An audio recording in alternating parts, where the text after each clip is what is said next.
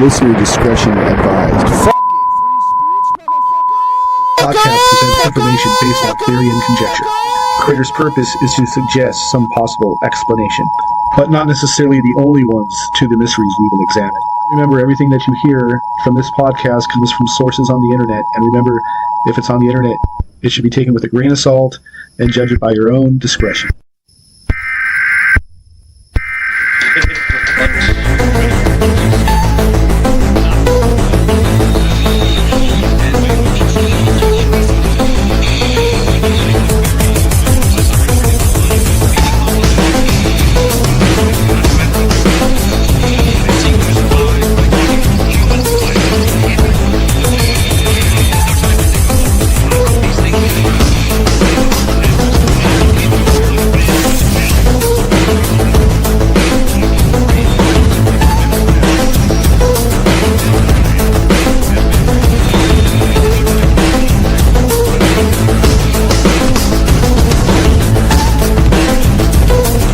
That there was something wrong with the world, the perception led you to research and ask questions, and those questions led you to answers which led you here, to this small pocket dimension in the dark corner of the multiverse.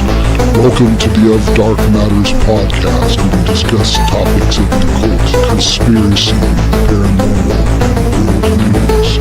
And now, your hosts, MoJoE the Mad and Dr. Clutch.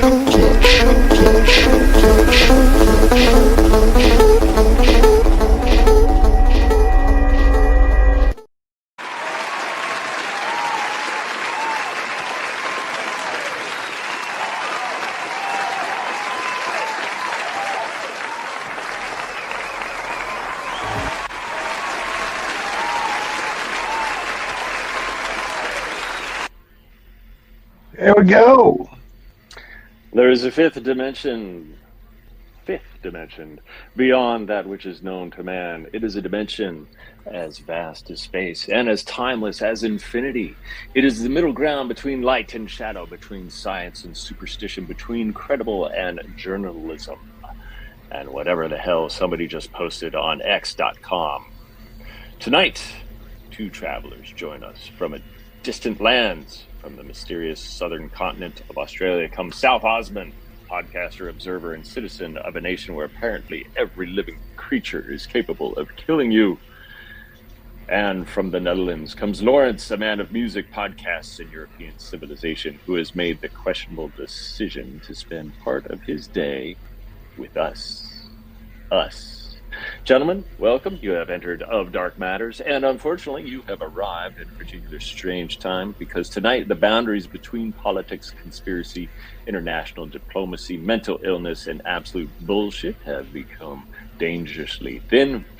Iran is allegedly trying to assassinate Donald Trump, which seems like an unnecessary, complicated way to get his attention. Meanwhile, in Spokane, a few weeks ago, I guess, fire and weird ass shit. Exactly what kind of weird shit, we don't know what makes it weird.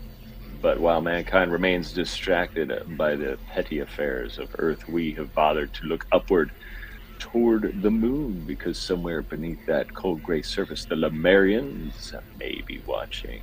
Their lunar installations hidden from our primitive telescopes, their spacecraft silently transporting crystals, ancient technology, and presumably enormous quantities of organic, gluten-free moon food between our Earth and their secret bases. NASA denies everything, which is exactly what NASA would say if the Lemurians had gotten to them.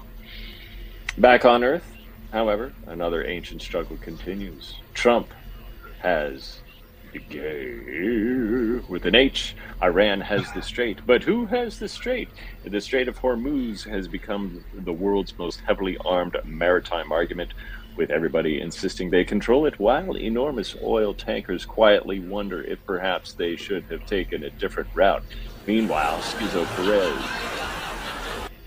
Perez, I don't even know what that means yet, but we're going to find out. NATO and Russia continue staring at each other across Europe like two drunk guys outside of Denny's at 3 a.m. Everybody standing nearby desperately whispers, "Don't encourage them." And elsewhere in the information war, Candace versus some schizocuck. 2 enter, 1 leaves, millions quote tweet. Nobody changes their mind, but somebody got $300,000. And finally, Luigi Mangione pleads guilty, another strange chapter in the increasingly bizarre chronicles of the American experiment. Assassinations, wars, conspiracies, internet psychosis, secret lunar civilizations in Spokane. Are these merely unrelated events, or are they all connected? We're going to connect them this evening. Random fragments of an increasingly chaotic world, or are they pieces of some larger cosmic puzzle? It's never stopped us from connecting things before, so turn down the lights, lock the doors, check the sky for Lemurian spacecraft, and prepare yourselves, because somewhere between reality and madness, between geopolitics and shitposting, between Spokane, Australia, the Netherlands, Iran, San Diego, Russia, and the heavily fortified Lemurian installation on the dark side of the moon, you have just crossed over into of Dark Matters. Yes, welcome to the Of Dark Matters podcast. We go and delve into subjects dark, maybe some taboo, maybe a little funny. Yes, audience. Thank you very much. Yeah, we know. Just give us money. So anyway, we have quite the show. This is the Wizards of Podcastary show, where we are joined by my friends, SouthOzMan and Lawrence of the Netherlands. Welcome! Yeah, you're getting a Cadillac DeVille, aren't you? Yeah, you're happy about that. Come on. There we go. Yeah. Be happy about it. You got one. You got one. You got one. Yeah. Well, how you guys doing? Welcome back to the show.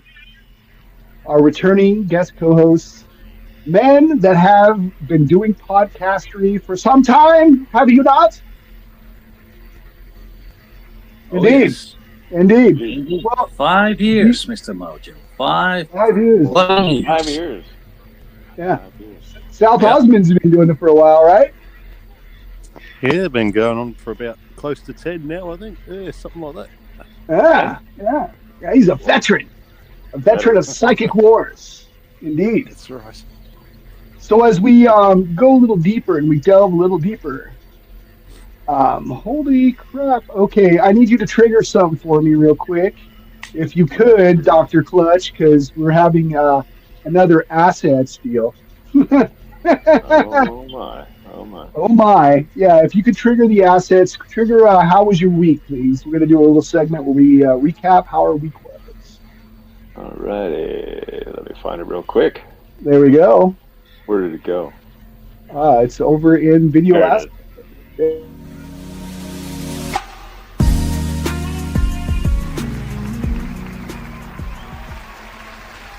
Yes, ladies and gentlemen, this is where we review. Settle down. Yes, this is when we review basically how our week was, and we just kind of go on down the line and talk about our trials and tribulations, our successes, if you will. So without further ado, I'm going to give it to Dr. Clutch.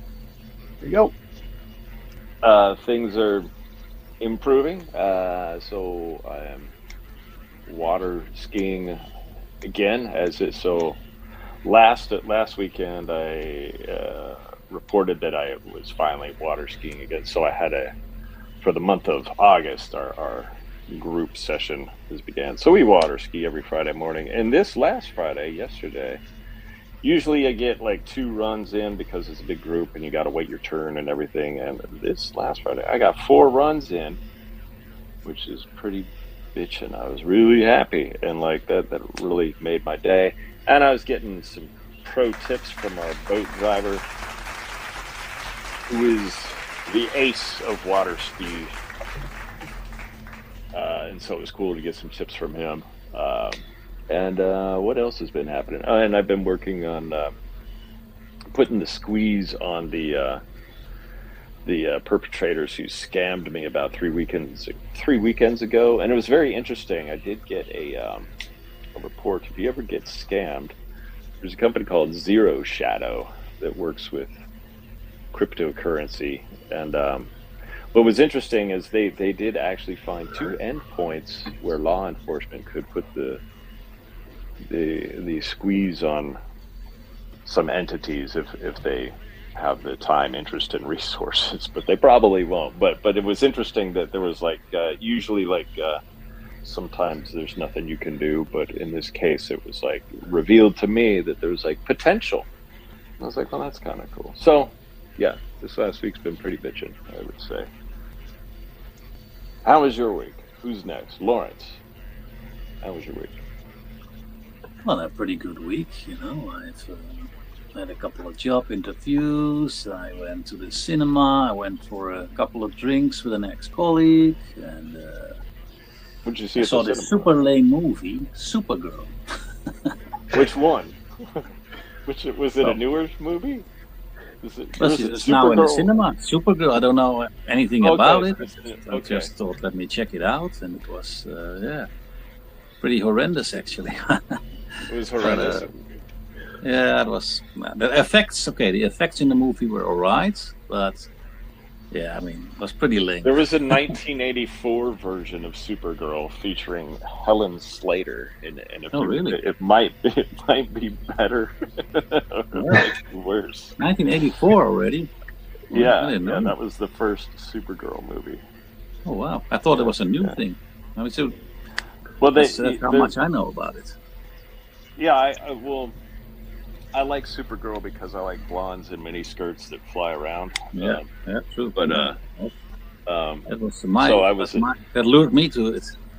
Yeah, so yeah, and they did that franchise TV show with it a while back, and that was kind of weird because they made her fall in love with a black guy, and people were like, "What?" Yes. And of course.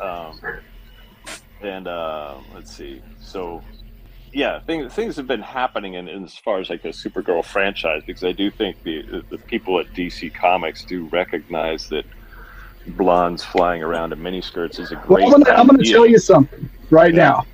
Just listen up. Okay. Same guy directed Guardians of the Galaxy. Uh-huh. That was just Friends in Outer Space. Yeah. Friends in Outer Space, everybody. Oh, the TV show Friends. Yes, that was basically, if you look at Friends and you look at the Friends for Outer Space theory, it's a grand conspiracy. But it's basically just people arguing and getting into weird situations and going throughout the galaxy. Why don't we go ahead and go to SouthOzMan? How's he been? Real quick. We're going to have Seinfeld in space. Next. Seinfeld in space pretty soon, yeah. Indeed. SouthOzMan! Hey, how was your week? Yeah, good, man. I moved camp the other day, and I was quite impressed. I went out. I usually have about 15 birds that I pretty much tame to come around during a whistle. And sure enough, when I moved, about 100 metres away, in the scrub a bit more, I done my whistle out my door, and the fucking birds followed me, didn't they? They knew where I'd moved to, and they were waiting, and I give them a bit of bread in the morning, or damper, we call it over here, homemade bread, and then I give them a bit in the afternoon, and yep, they heard me whistle. I do a certain whistle for them, and they followed me camp. So how cool's that? That's pretty cool, man. That's cool. You're making friends with the birds. Pretty much the bird man. You birdies. Yeah. Fly, birds, fly worldwide. Take my message of SouthOzMan, Strange Dayz. Yeah, that's worldwide.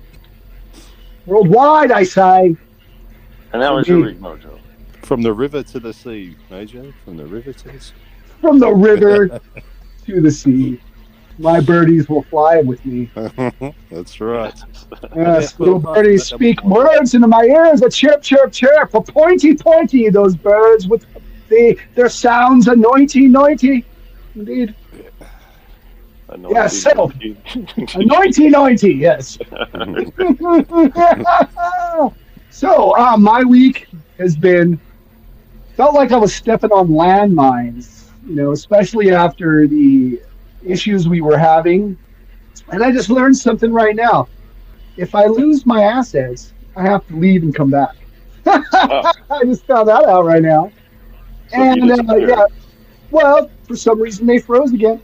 So I've been going through that. I've been trying to optimize my computer because it was running a little slow, and thanks to Dr. Clutch being slightly annoyed with me with my slightly middle-aged mentality with technology. I guess I used to be so sharp with it. Maybe I wasn't all that sharp, but I was pretty close.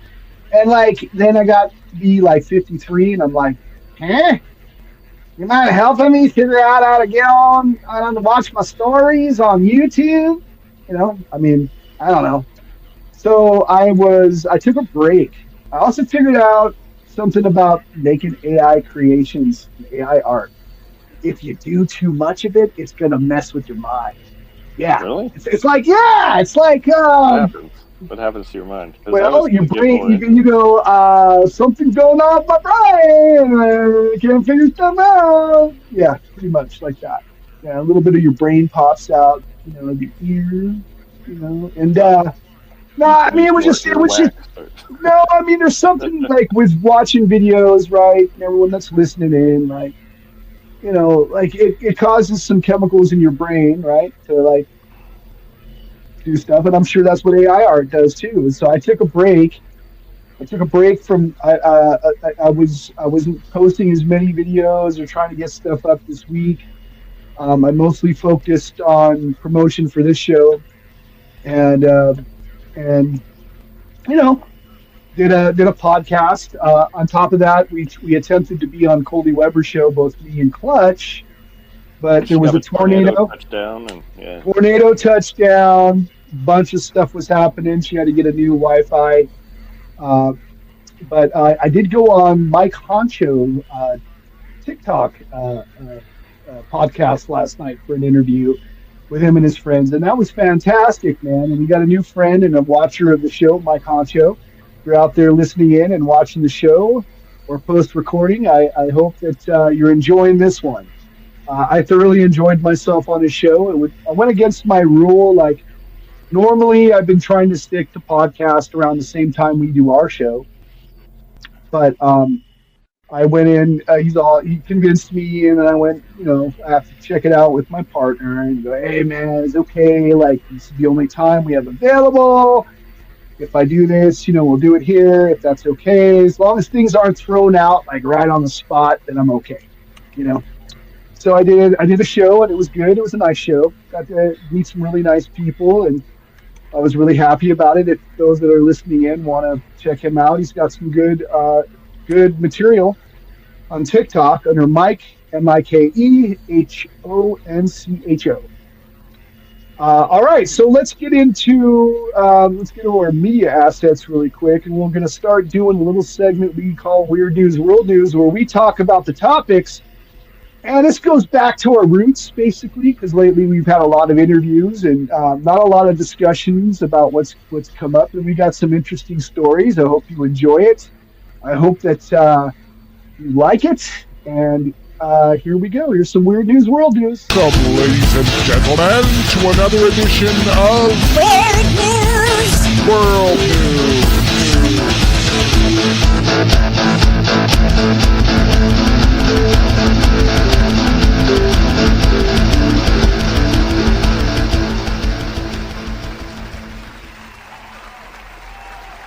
Yes.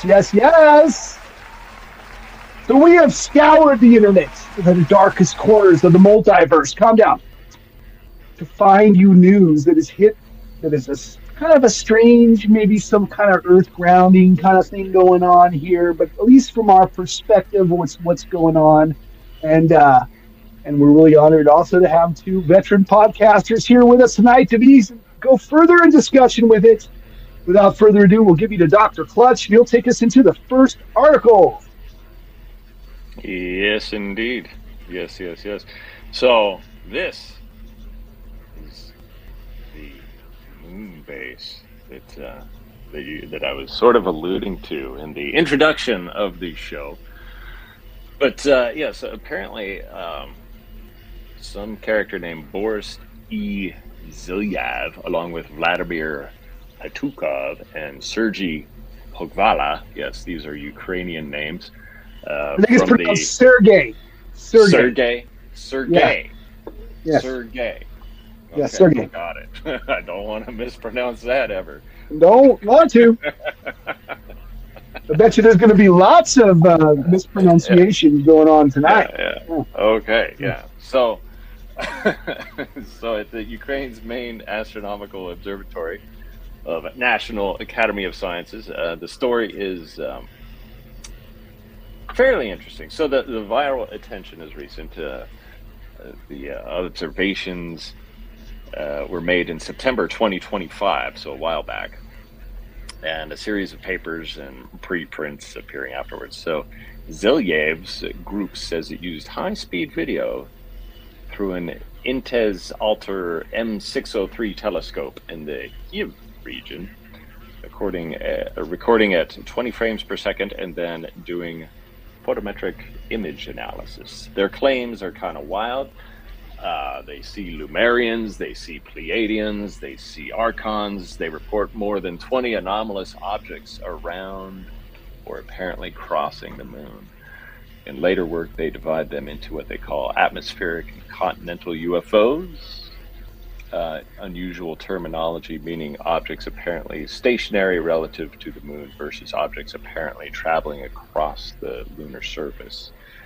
So the numbers, depending on which iteration of their analysis you read, they estimate some moving objects at roughly 6 to 20 kilometers per second with apparent dimensions in the tens of kilometers. One later paper gives sizes of 14 to 36 kilometers and claims reconstructed shapes that appear disc-like or toroidal. So one purported toroidal object is estimated about 36 kilometers across with an inferred rotation period of about 157 seconds. Only people from Polynesia could come up with these objects. So I think it's Lemurians. So some people are kind of saying these Ukrainian scientists discovered enormous spacecraft on the moon, but some people say, well, it's not totally equivalent to finding enormous spacecraft on the moon. But they're I don't know. It's kind of interesting though. Like it is anomalous. So I don't know. What do you guys think? Yes, Lemurians, Archons. I'm not sure. You're not sure? Though there's been like within the UFO mythology, if you want to call it, or theories or whatever. For the longest time, there's been whistleblowers, even remote viewers, who said they went to the moon and saw bases there, and that they were one of the theories is like the reason why we didn't go back to the moon was because it was crawling with aliens. You know, Who knows? I know that they fired a satellite at it one time to make it hit the surface, and it like rang like a bell. Oh. So that also led to the idea that it might be hollow, or that it might be. I don't think it's hollow. They just been digging it out, so it became hollow. Maybe filled with moon base stuff, moon base apparatus, and it's like they say the Death Star from Star Wars is just kind of like modeled after the moon, and it's kind of like this big spy that like watches the Earth and eventually annihilates the Earth, like Alderaan or something. But I don't know. Yes, indeed. I don't know. Yeah. So it's hollowed out, filled with stormtroopers. Yeah, we'll go with Lawrence. Yeah, didn't David Icke talk about that, the Saturn moon matrix or something? He had a whole bit on that years ago, and he never really went too much further into it. But came out with that once, like it was like a sort of, they used it like a sort of satellite to send like negative energy to the Earth, or keeping the frequency down or something like this. Forgot a little bit how it all went, but to be honest, I don't believe any of it. The moon, they say, was like one of the New Age theories is the moon is not like native to the Earth orbit. It was like dragged here. And Enoch talks about that too.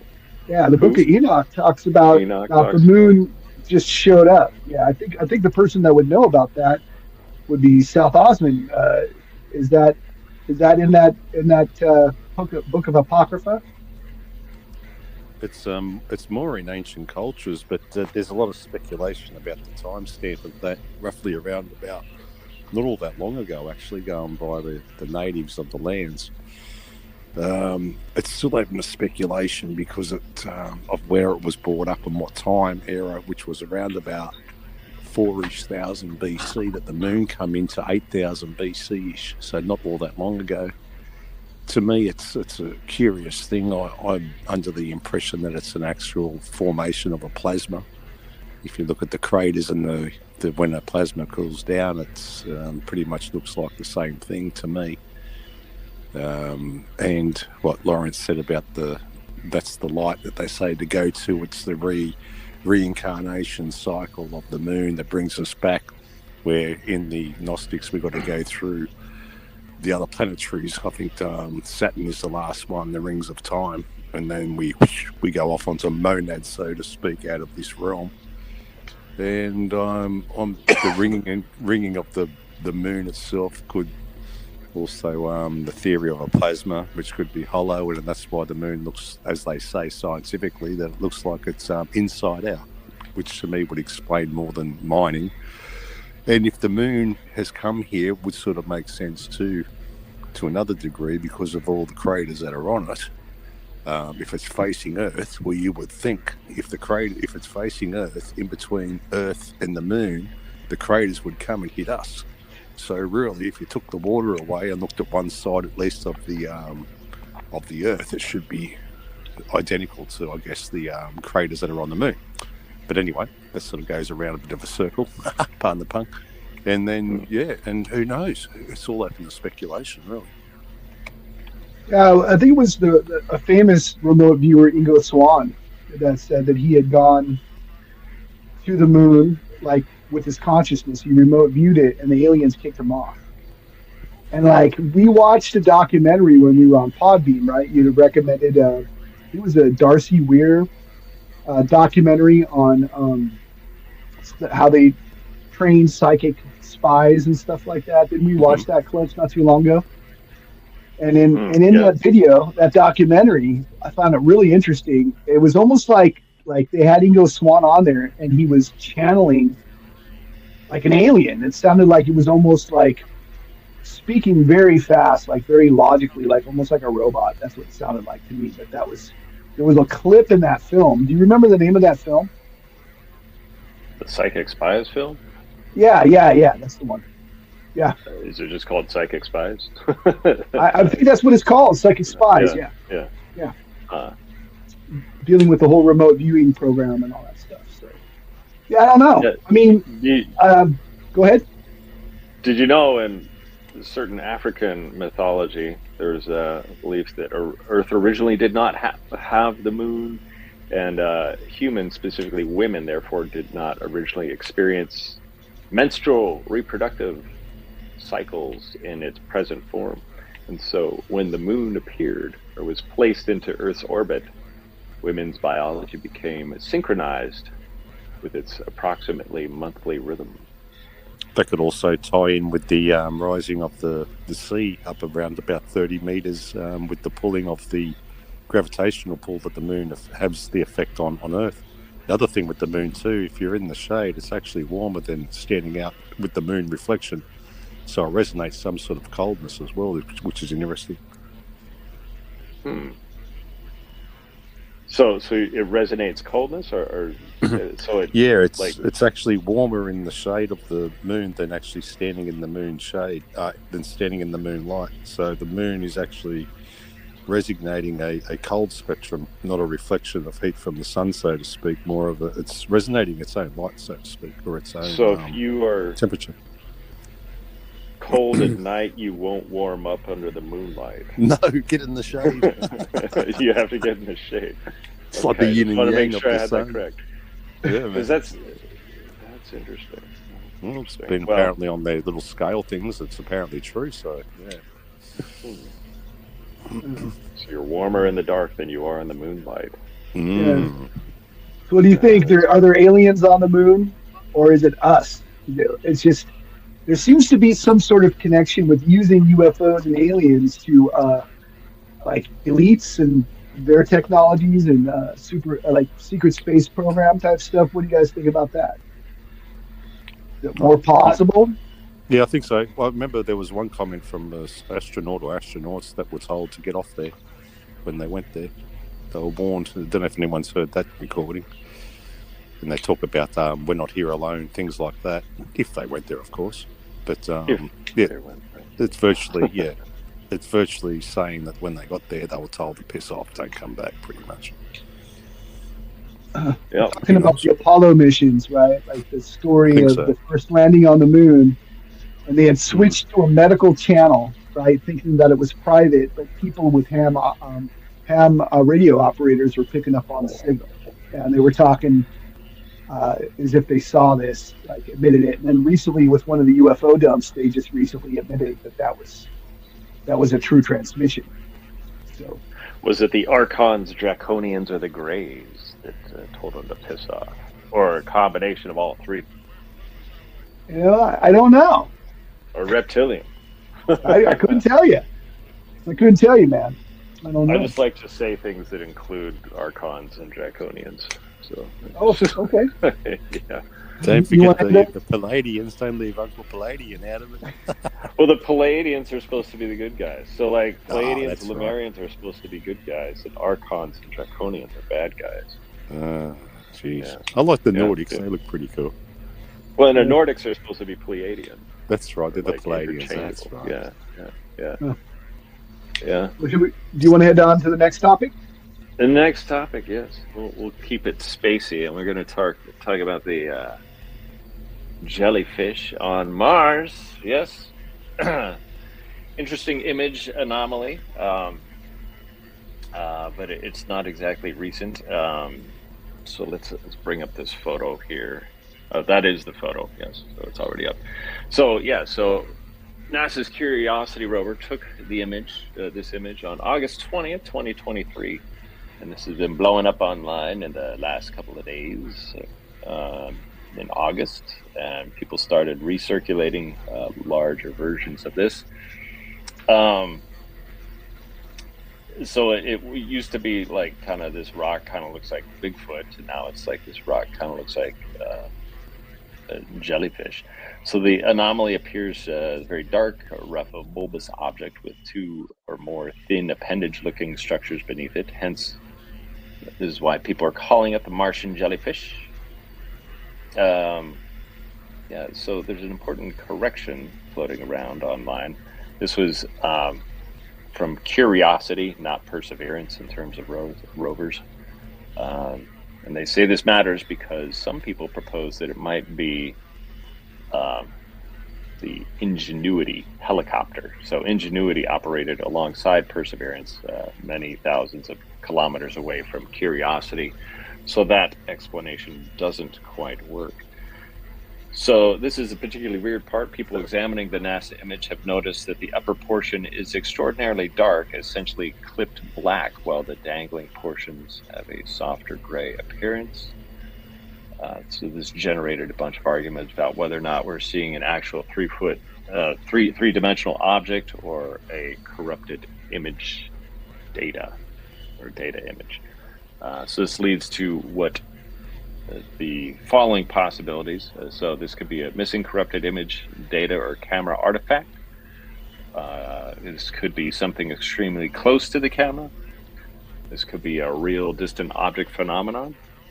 Or this could be an actual anomalous craft, creature, robot, archon, draconian, gray, or reptilian thing. So one potentially useful test raised by people investigating is whether the feature exists independently in images from both of Curiosity's Mastercam cameras. If an apparent object occupies the appropriate position in two near simultaneous stereo images, suddenly the camera defect explanation gets harder to maintain. So if it appears in only one camera frame, an imaging data artifact becomes a little more likely. So artifact or archon artifact. You decide. Yeah. Yeah. It is a pretty weird looking anomaly. I mean, yeah, you don't see many Martian rocks that have like little hanging things and an oblong thing coming up. And apparently there was a series of photos where it was rising up out of that area. But it's, being black and white, in my opinion, like it's kind of hard to tell, but it's definitely interesting. What do you guys think? We'll go with Lawrence of the Netherlands. Well, personally, I think it's all fake. The whole space thing.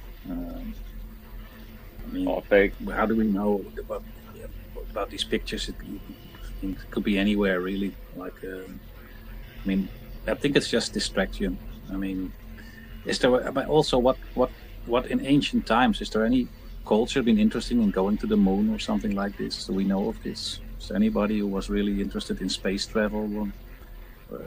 Well, this one was on Mars. This was taken by the Mars Curiosity rover, I guess. Yeah, Mars, moon. I mean, I think it's all fake and probably, It's all fake. Distraction. I mean, who cares? Even if we can go to the moon, what are we gonna do up there? Who cares? What's much more important things than going to the moon or Mars. So I personally think it's all fake, and not so, but maybe there is some truth to all these things we were just discussing. Could be, but my point now is like, nah. I think it's all just distraction, keeping the people, like with sports, keeping them entertained. That's why I was also into this stuff when I was reading all these books about the Lemurians and the Pleiadians. But now it comes in very handy. A lot of people now have taken knowledge of all this stuff, so they were doing some preparation, I think. And I think it's all just distraction. That's my feeling. I could be completely wrong, but that's what I feel. So it's just SouthOzMan. Oh, go ahead. I was just going to say, so it's just like another way for guys to get the attention from the lady. Going to the moon and Mars. Yeah. What's Ozman got to say? Don't know if you recall that one about 2 years ago. Remember that was getting around Earth, that same looking bloody thing. What do they call that? The jellyfish-like thing. Do you remember that? A year or two ago, getting around. The one flying around Earth? The jellyfish? Yeah, remember that thing that they were capturing? It looks a lot like that, doesn't it? Pretty much it. Yeah. I'd have to say, it kind of resembles that story. Funny that you mentioned that. Yeah, because they say that a lot of these Mars photos are actually taken in a place on Earth. I'm not sure what desert. So they could have captured that phenomenal thing that was getting around, and then just said that it was on Mars when they were doing the so-called filming of the rover on Mars. Yeah, possible. It's really in Colorado. It's on a set in Colorado. Yeah, I don't know, man. Could be Utah. I mean, Utah is kind of a weird Martian state. Yeah. Have you ever been out in the very east, out towards was it Boulevard or any of those areas out there? You ever been out there to the desert? San Diego? Yeah. I went to Imperial Lakes to see a water ski tournament, and on the way there was some definitely like Martian-looking landscapes. Yes. Yeah. I don't know, man. I don't know. Part of me wants to believe, but I want to, because I sent you guys a video yesterday, and Carl Crusher seems to have pieced together all the people that are involved with a major psyop being put upon us.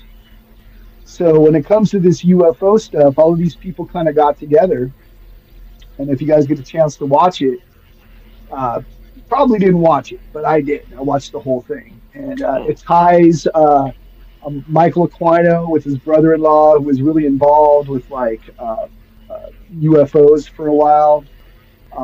Lou Elizondo, of course, is involved or implicated in being one of these. Elizondo. Oh. Yeah, he's included in this thing. Basically, that they use this in a way to cover up for in his view of it, like China launched a hypersonic missile, and it exploded, and it left a bunch of debris and satellites, and that was what a lot of these senators were freaking out on when they did that. And I guess technically would be considered the first war in space, right? Would be firing this missile up at satellites and exploding it up in mid-Earth orbit. And yeah, he was tying a lot of this stuff because it all seems to be within the formation of Space Force. Also with the 2014 Nimitz encounter with the Tic Tac UFO. So a lot of this stuff seems to kind of coincide with each other. But it was a plan that had been around supposedly for some time, where they were going to use this as a distraction to further their agenda of like mind control and mind control weapons. At least that's what they're saying. MK Ultra, and just mess with the public to cause fear and tension. So, yeah. I don't know. I did hear about the China, like I guess it. What did they launch? They did launch something that destroyed a satellite, and I think it was like one of their own satellites, but it still freaked everybody out. And they're just like, "Why the fuck did you do that? Now you've like got all this extra space debris out there." Yeah, that's exactly what it was. Yeah, that's what he was connected to. Yeah. And China just kind of told Washington, like, "Fuck off, nothing to worry about. We're just doing this to increase the happiness of the Chinese people or something, and the rest of humanity." And you're like, "What?" It's not an excuse, but yeah, I heard about that. Pretty interesting. Okay. Pretty interesting. Should we shift to some more terrestrial matters? Of course, let's do it. Of course. Just to really just go nuts here.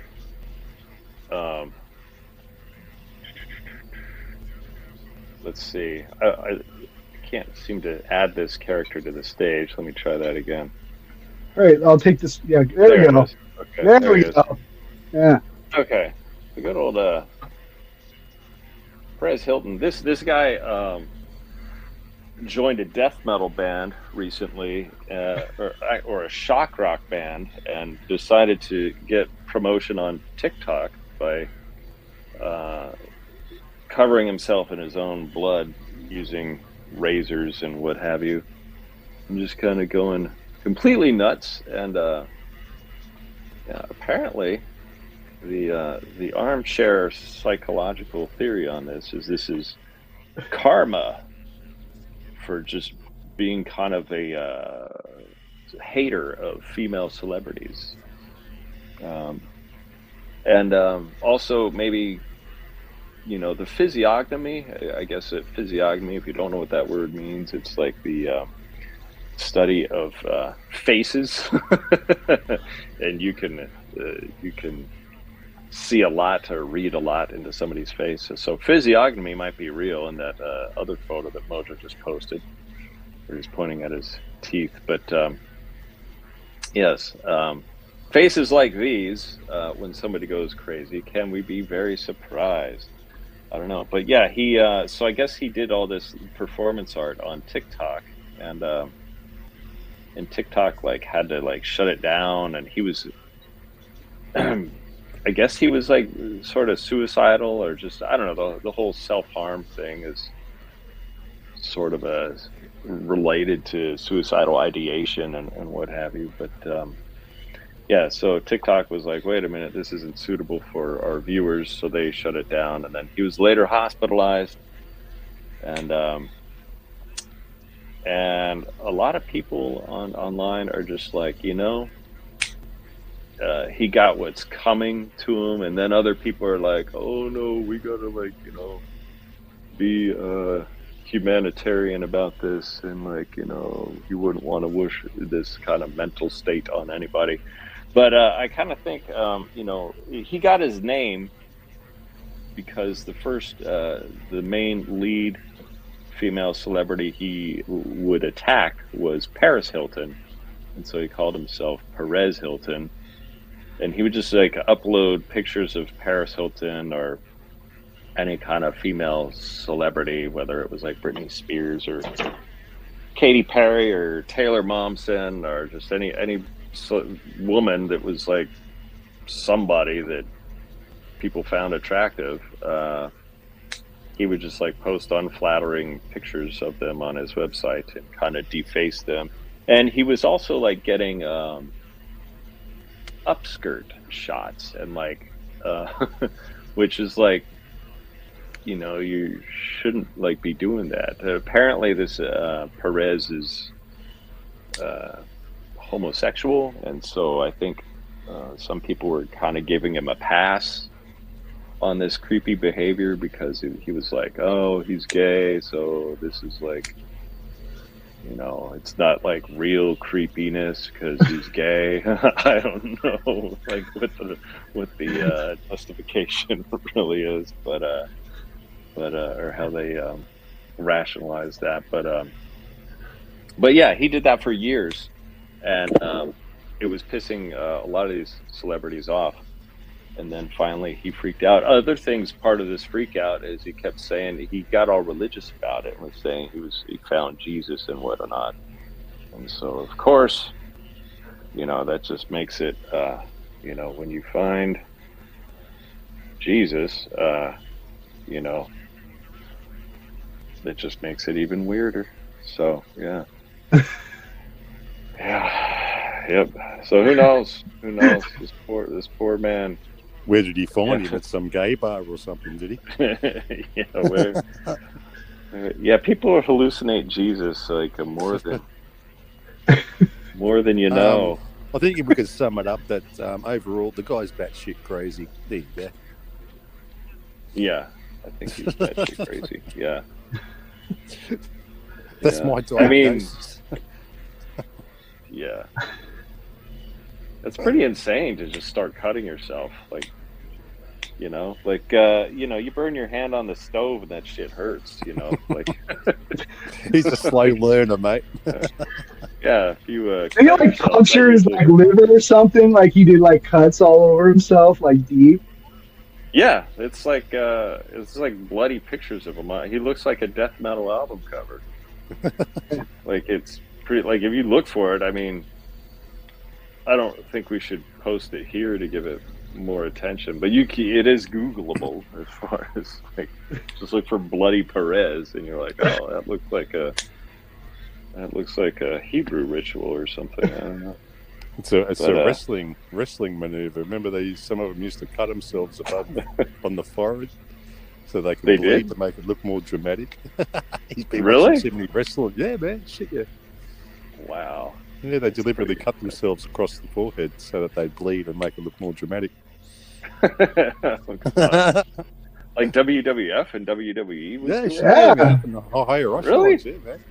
Yeah, I got trained like to use basic knife self-defense from someone trying to stab at me.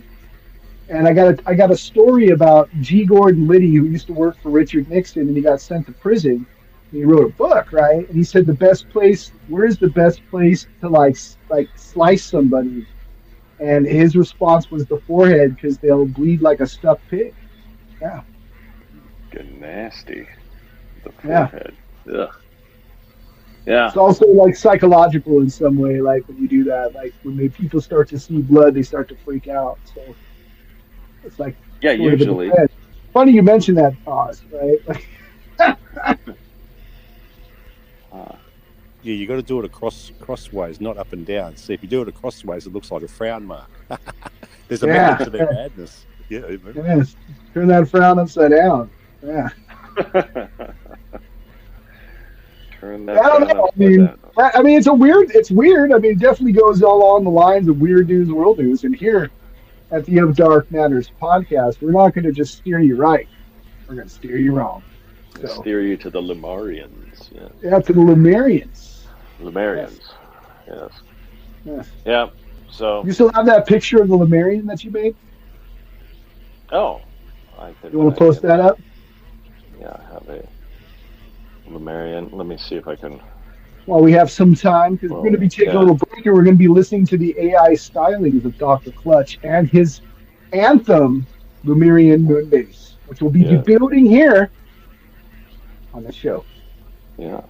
Let me see if I can find that Lemurian. I have a couple of Lemurian. You know, it's kind of because they look. You know, you look at a Lemurian picture and you don't really know if it, like, what's really the difference between Lemurian, whether or not they're Pleiadians or not. They all kind of have that Nordic appeal to them. Yeah. Let's see if I can find this picture here. Okay. I don't know. Is this it? Could be. This looks like it's it. Let's check it out. There you go. I don't think that's the one. No. There you go. Yeah, I had another one. Yeah. There's a I mean that is kind of look like elves. You know, I kind of feel like I'm looking at an elf. Yeah. Yeah. But they're supposed to be like good looking and pale skinned, I guess. Yeah. Which is like the Pleiadian Nordic look. You know, so they, I don't know, similar but different to Pleiadians. Or Polynesian. I don't know. I have to revisit with some of our experts that know this stuff and can tell us and steer us right on these species of people. Yeah. But, Didn't you have a picture of one facing forward that you made a while ago before this one? Yeah, I can't find that one. I don't know where that one went. Well, probably. Did you make it on ChatGPT? Of course. And it's probably still there in your library. You might want to show that one. We might want to show that one special. Yeah. I don't know if we'll be able to find it in time. It's kind of buried. Well, if it's around, it'll like. I'm not as organized as I look. Yes, sir. Well, for all those that are listening in right now, I got to move over here with the cameras because we've got so many assets. Here we go. All right, so we got a special treat for you all today. Dr. Clutch has made a request that we're going to play the Lemurian Moonbase song. Yeah. So while we do that, I'm going to go ahead and post this picture up there. And so this will be a different kind of break than we had before. So for those that are listening in, this has been the Of Dark Matters podcast, end of the first hour. We will be going into the second hour. So basically, let's see here. Let's do something real quick, Rob. So those listening in, this has been the Of Dark Matters podcast. Buckaroos, we're going to be taking a break, and we'll be right back after this short break. Okie, where's the picture? There we go. Everybody mute yourselves, because here we're going to rock.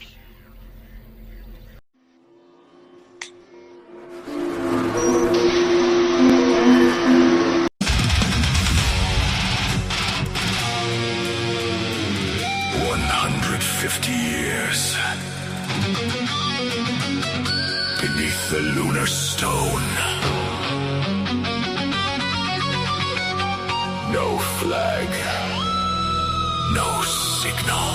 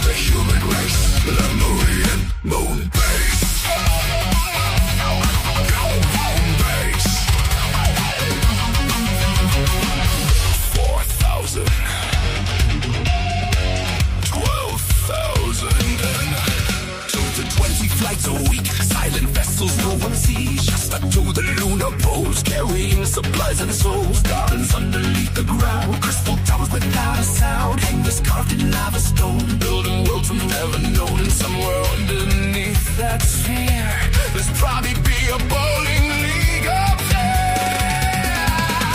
Across the void, beyond our sight, Lemurian convoys every night. No massive field, no public trace. Just another classified case. Lemurian moon base, hidden underneath the sound. Lemurian moon base, we're not up there alone. Crystal city, secret skies, watching with their ancient eyes. Far beyond the human race, Lemurian moon base.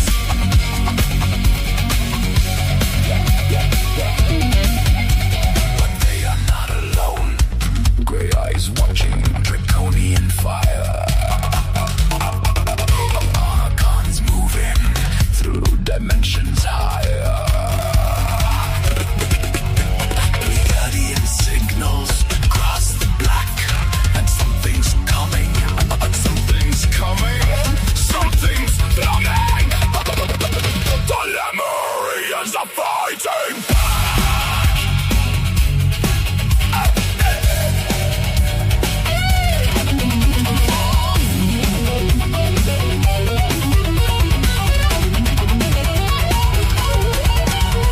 With columns, hardcore, stallions in the dark, Leonians, Lemurians, guardians of the star.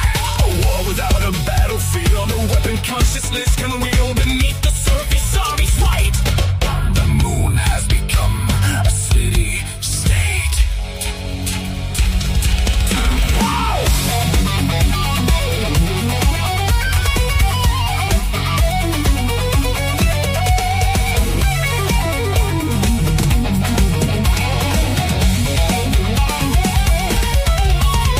The OSS made contact. Did somebody sign a secret pact? Did Eisenhower know their name?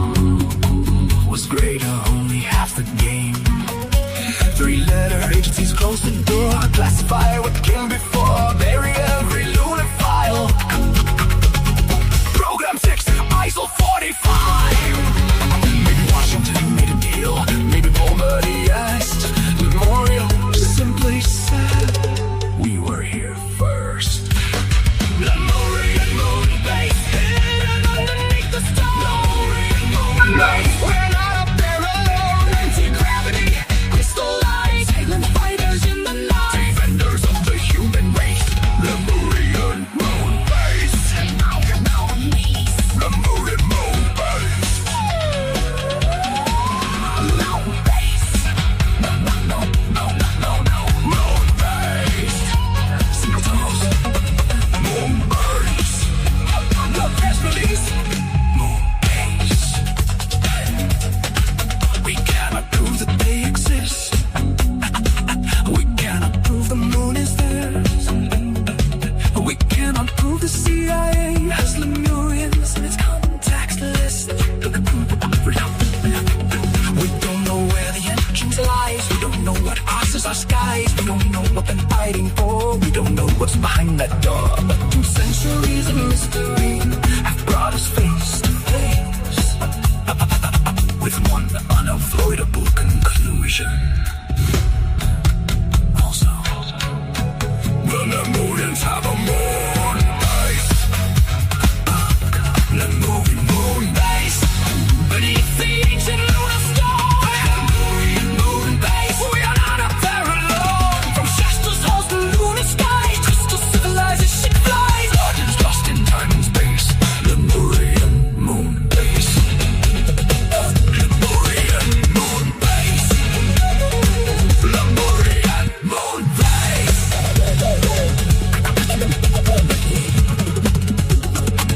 Lemurian moon base.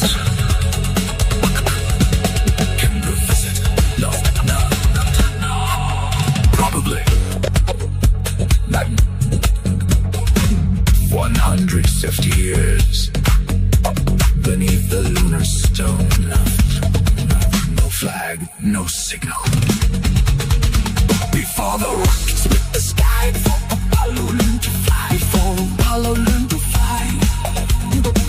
Beneath Manchester's ancient crown, another world was looking down. From down in Moria they came, survivors of the forgotten age. Crystal engines silent tight, leaving Earth beneath the night. 1875, the terrific somehow don't exist. While mankind burned its gold below. But go, but to go, the Lemurian forward to go. Across the void, beyond our sight, cargo rising through the night. No puppet, no rocket trail, no sun. All right, well, we are now back from our little break. I hope you enjoyed the Lemurian moon base like our audience does. Yes, the audience loves that one. We are back. Now we are back. Welcome to the second hour of Dark Matters podcast. I was kind of thrown together. We didn't have any like visuals for you this time. Yeah, settle down. No visuals for you this time, but we definitely had the rockin' track from the AI stylings of Dr. Clutch. So let's get back into our strangeness of the lab that we know and go back and have Dr. Clutch take us and lead us into some more topics that we didn't cover first hour. Oops. There you are. There you are. Here we are. Yeah, so I kind of want to talk about the fires in Spokane that happened. I think we were trying to talk about it a little bit here and there in some of the shows that we were interviewed on. I think you were talking about it on Cryptid Awakenings. But yeah, so this happened, was it 3 weekends ago? This was or 2 weekends ago. Yeah, pretty much. It's been 2 weeks. It was when we were interviewing Wonder Bob, and like you had to cut the show short, and or you left, and I had to end the show. But yeah, it was interesting because like before the show, you were just like, dude, like there's like fires down the street. Like what the fuck's going on? It's all it was like they were telling us we were in a level 3 and a level like it was just different levels. Different levels. So, I went out to the break for the last show with Wonder Bob, right? 2 shows ago. Yeah. I go outside, and there's a giant plume of smoke coming from the west, and I'm like, holy shit. Yeah. That's when I was coming in, like, kind of laughing, I believe. Like, yeah, irony and all, you know. But go ahead. Yeah. So what happened is my question. You know, but I'd heard some stories about this was possibly like arsonists. Like it wasn't exactly natural. This was like another like friggin' Hawaii experiment or yeah, it was just interesting. And then I guess there were some evacuations, but not everybody. You didn't evacuate, but there were some evacuations. No, was there a lot of evacuations? No, I mean, like we were getting ready to. Like when the power went off, that's when my wife started like having some anxiety issues, and she was being called by we have a couple tenants here, and one of them called my wife, my friend Vladimir. And he was saying, you got to get home. Like, there's fires all over the place, right? Like, we're at level 2 and level 3. The first fire that I noticed was filmed, like, it looked like the police, it was just 2 streets up, and someone had set a shed on fire. That was really weird, you know? But I didn't see any smoke or anything going on. And it wasn't until about our break, that's when I started getting like repeated like emergency notices. So like if you're listening to the show with Wonder Bob, you'll notice that you'll hear my phone go off with the emergency broadcast like system going off on my phone. And I was trying to shut it off, and I was trying to put my phone down, like, what the hell's going on? So then, like, when we had our break, what my wife called, and she said, hey, you need to go outside. I want you to see where these fires are at. And that's when I went outside, and there was just this huge plume of whitish, yellowish smoke coming from the east. And another thing I noticed, it was really windy, you know, but as all this is happening, the show must go on, so I stayed with the show. And not a lot was going on other than, like, you know, my wife putting her head in and just checking on me and let me know, like, hey, we got to start getting packed, like, just in case we have to leave, right? So towards the end of the show, the power goes off. Boom. And then at that point, like, I'm texting people. I think Maya's in the audience. I texted her. I texted Bob. I texted you, trying to call you to tell you what was going on. And I was basically evacuating, or at least thinking I was going to evacuate. So we got our things together and put my laptop in a bag. We realized, oh crap, like, the power's out. Our garage door won't open. And luckily for us, since I've gotten it repaired, you can do it manually pretty easily. But you know, it's still kind of hard. I still had to have my friend Zadamir there and Sean there to help me get the garage open. So we just one at a time got our cars out. And by this point, I'm like, you know what? I kind of want to see what's going on, right? I kind of want to know what's going on. Like, this is feeling really weird. I'm getting really weird vibes, right? Mm-hmm. And so I asked Vladimir, hey, let's go to the end of the block and let's see what's happening, right? Let's see what's going on. And meanwhile, as we're walking, like, not only on our street, people are, like, driving really, like, recklessly fast. That's the first thing I noticed, right? We have an area that's only like 30 miles per hour, right? And I mean, even when it's not, people try to get away with going really fast down this straightaway, right? Which is Magnesium Road.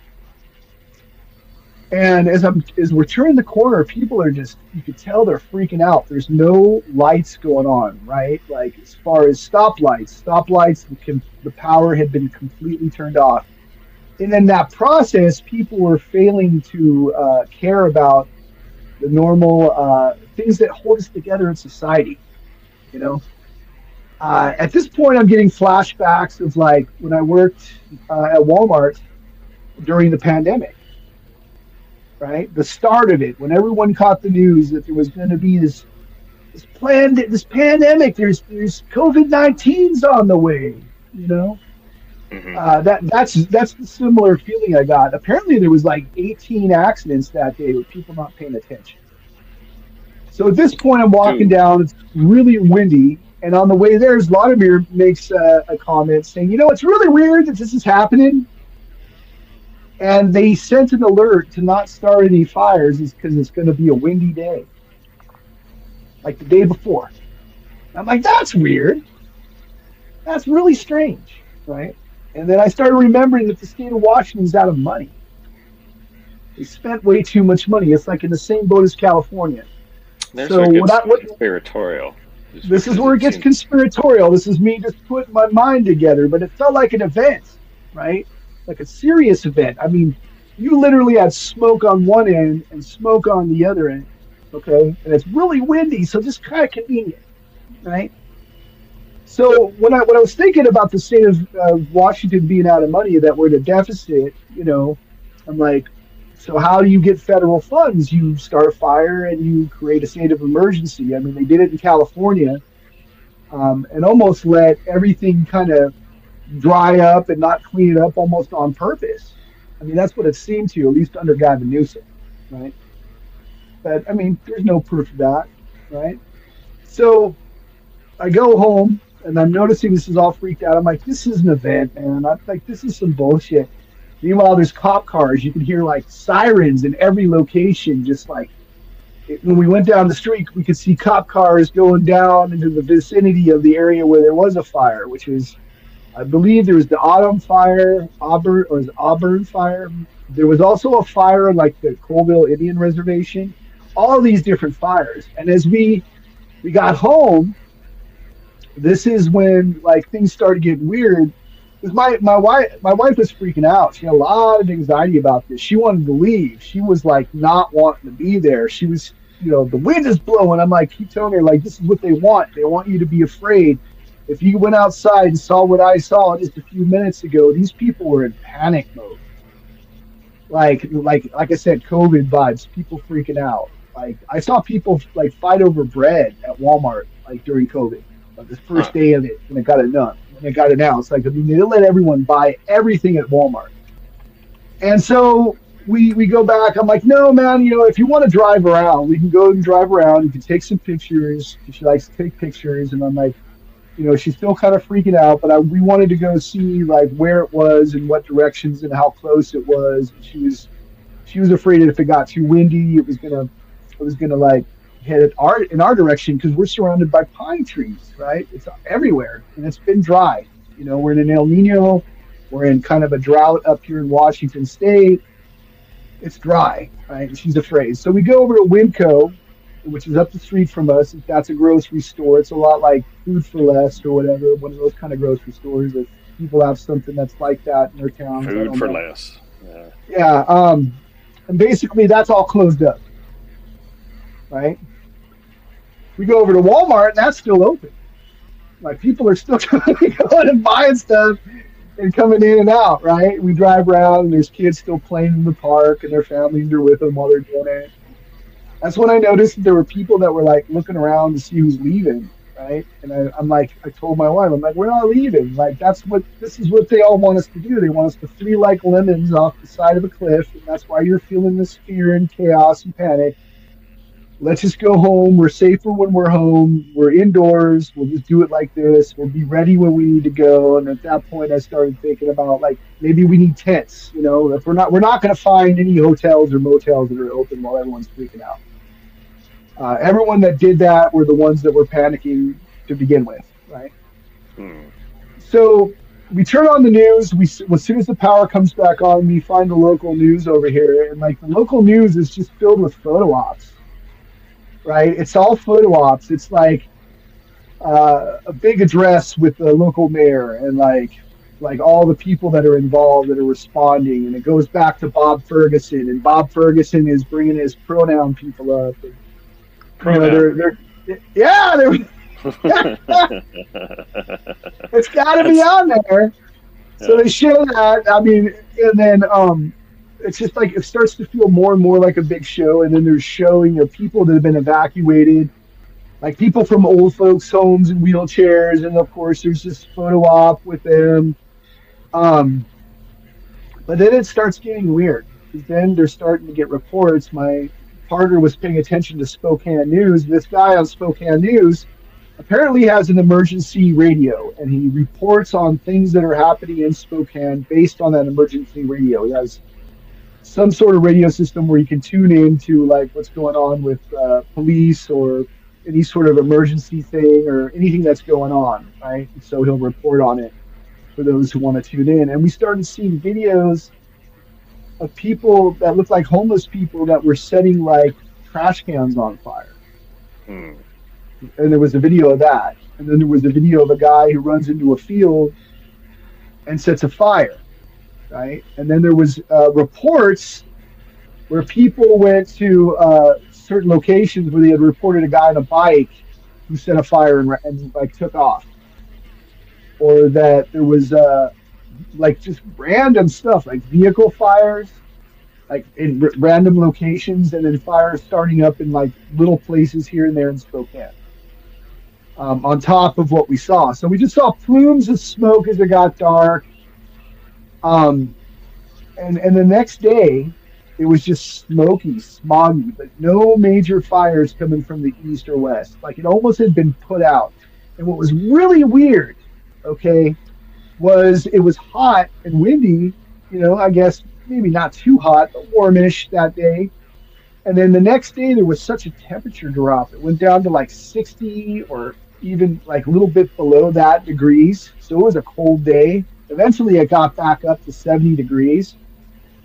But people have asked me, hey, did you see any like directed energy weapons use or anything weird or odd, other than the way people were acting and then the whole, just the talk of energy weapons?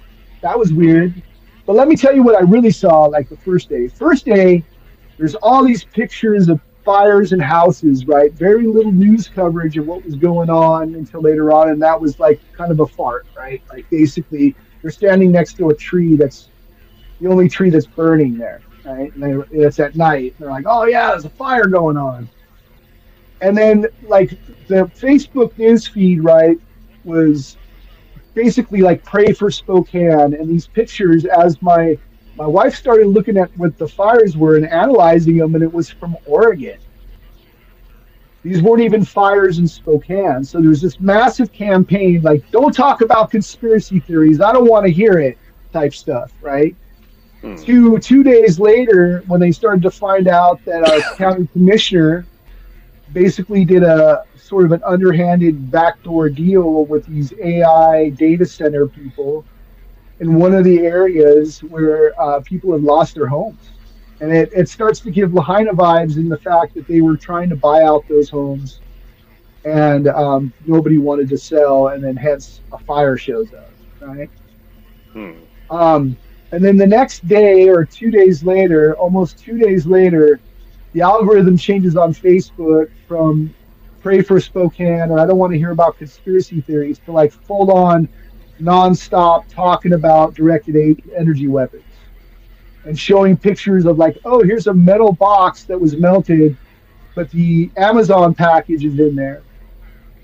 And then continued for 2 days with Ferguson being here and trying to declare a state of emergency until our current president, Donald Trump, answered him and said that he would. But, I mean, they were being cut off mostly, from what I understand, because they were involved with the whole sanctuary city thing, right? And that's when they wanted to cut off federal funding to Seattle and Olympia and certain places. And it's just my theory that this could be one big event scam. I don't know. So if it's kind of like a Lahaina vibes thing, and it's like top down. Do you think? I don't know. It doesn't seem unreasonable that they would like be paying off homeless people. Do you think that's like a possible thing? Like, hey, Mr. Homeless guy, here's a few dollars. Go set a fire somewhere. Well, apparently, they arrested like a bunch of people setting fires, and then a lot of them got let go. Yeah, and a lot of them got let go, and then they put all of the focus on this one guy and said he was the one. And then there was news that we got a bunch of serial like arsonists that have been like that are like living amongst us here in Spokane. And then that's weird. Yeah. And then there was like this news from 2021, right? Mm-hmm. Where I was shown this by my wife, that there is this mural, like not mural, but like graffiti on a wall that basically said, if they won't give us a house, let's burn it the hell down. So to me, it seemed like multiple people were involved with this. Were they involved with getting paid to do this? I don't know. I have no idea, but it seems to coincide with the state's need for like federal funding. I mean, right. You know, I mean, that's weird. And then the data center thing is weird. You know, I don't know. I just thought it needs to be talked about a little bit more. I mean, objectively, like, you know, what was that all about? You know, and I think the directed energy weapons thing to me seems like it's a psychological operation too, right? Like to try to get people focused on something outlandish and trying to tie Lahaina. Directed energy weapons. It was just, I don't know. Homeless people. I don't know, man. It was weird with the temperature drops. So if something was going on that had to deal with that was affecting the atmosphere, if whatever they were using, I don't know. That temperature drop was really weird. It felt like fall or winter. And that's how cold it got. Like all of a sudden. And then the next day it's just normal summer again. I mean, like with a little bit of smoke, right? Like, you know, I don't know. I couldn't tell you. I don't know. Like, I don't think we could see a laser if it was weaponized. Like, the only way you could see it, like, visually, I would assume, would be if you had infrared. and then you could see the heat coming from it going in a direction. But I didn't witness any of that, other than it seemed really weird that they all just kind of came up in plumes of smoke, and then all of a sudden, like the next day, it was like it was just smoky, and you couldn't tell like what's going on. So what put out the fires? Was there a rain event, or is it just effective firefighting? Well, according to them, effective firefighting, but there was a lot of like photo op type photos for that too. You know, and then when you went on the local news, you wouldn't really see like the fires going on. Like they weren't showing you anything other than the same picture that they would be taking of a house where, like, say, the gas line was still on fire, and it was the same pictures over and over. At first, it was very little of the devastation, and then I had to go like on TikTok or like other places where people were filming it to see it. And I don't know what the news was broadcasting in other locations, because I had people call it, like, hit me up on text to see if I was all right, want to know if I was okay, and like, so I don't know how they TikTok to be useful for any of that. Because sometimes do I find it? Like, I got a lot of hate with all social media, man, and sometimes TikTok is annoying, but occasionally you have people that are deep thinkers and truth seekers. Hi, Polly Rodman, welcome. Truth seekers that are, wanting answers. I mean, I'm sure like anybody that is delving into this is starting to feel that this is fishy, especially when you have, they've said that they don't have any flock cameras up, but there's 2 flock cameras down the street that are filming and taking pictures. That they've used it for a limited area, right? And then on top of the flock camera stuff that's going up, that's really like, like making people nervous, then you have this idea of this data center. And the one thing that was weird is they said that we're going to pause for a year before we start making offers on the data center, right? And this kind of sounds like Lahaina, right? They're making them like wait forever just to rebuild their homes. So, yeah, I don't know. Like, there's just a lot of weird stuff with it. And then Avista was apparently involved, and Avista is like in your area, it's SDG&E or any like energy company that deals where you pay your bills for energy to get lights and whatever. But so they were involved supposedly with this deal to get this data center in, but they said that we didn't have the infrastructure for a data center in Spokane. It's too old. At least that's what they're saying publicly. So, it'd be weird if Spokane got a data center like what they're planning, or if Eastern Washington got a data center like what they're planning in Utah or wherever. They are planning on it. We already have 1 or 2 on the outskirts of town. Oh, really? We already have that. Yeah, we do. They're not like huge. They're just there. They're not like the mega data centers like they're planning. I think they want to focus on this one for now, but it seems to be all the politicians are involved with it in some way. I mean, that's what I'm seeing. There's not a difference between left or right. I mean, if you look at Agenda 2030 here in Spokane, that was set up and helped been set up by the former Republican mayor that was here. She helped set up Agenda 2030 with a lot of the rich business owners and different people. And so they want to make 15-minute cities here. That's the talk. That's what they want to do. And they call it under a sustainable development, right? I mean, that's the plan. So pretty weird. Weird shit. Yeah. Anybody, if you guys want to, do you have anything you'd like to add? Yeah, I'm sorry if I was just taking up this whole whatever this time, but we got more to come. More to come. Anybody? Go ahead, Lawrence. Well, I thought, did you see anyone that left what you were talking about? Anyone that left town? Were their houses on fire, or did they just leave? There's a lot of people that are displaced right now. Like my wife works still at that Walmart down the street, and like half the employees have lost their homes. A lot of people lived out 9 Mile or the Auburn fire area, like they lost their homes. And like right now, like there are people trying to like do a charity right now. You know, if you guys got money that are listening to my show and you want to donate to the people of Spokane, like a couple bucks, $20, whatever, do it. Some of these people just lost their homes. They lost everything. SouthOzMan, you have something to say? Yeah, I sent on one of the news reports. Funny enough, if anyone knows about the conspiracy about painting your roof blue with the laser beams to stop them, and for the infrared or whatever. And funny enough, on this, or interesting, well, not funny, but she was panning through the neighbourhood and saying how all these houses are devastated except this one. And as she panned to it, sure enough, it was the only house amongst all of them that had a bloody blue roof. So go figure that one out. Did you see that picture? That's it was pretty weird. Mainstream. Yeah, mainstream media.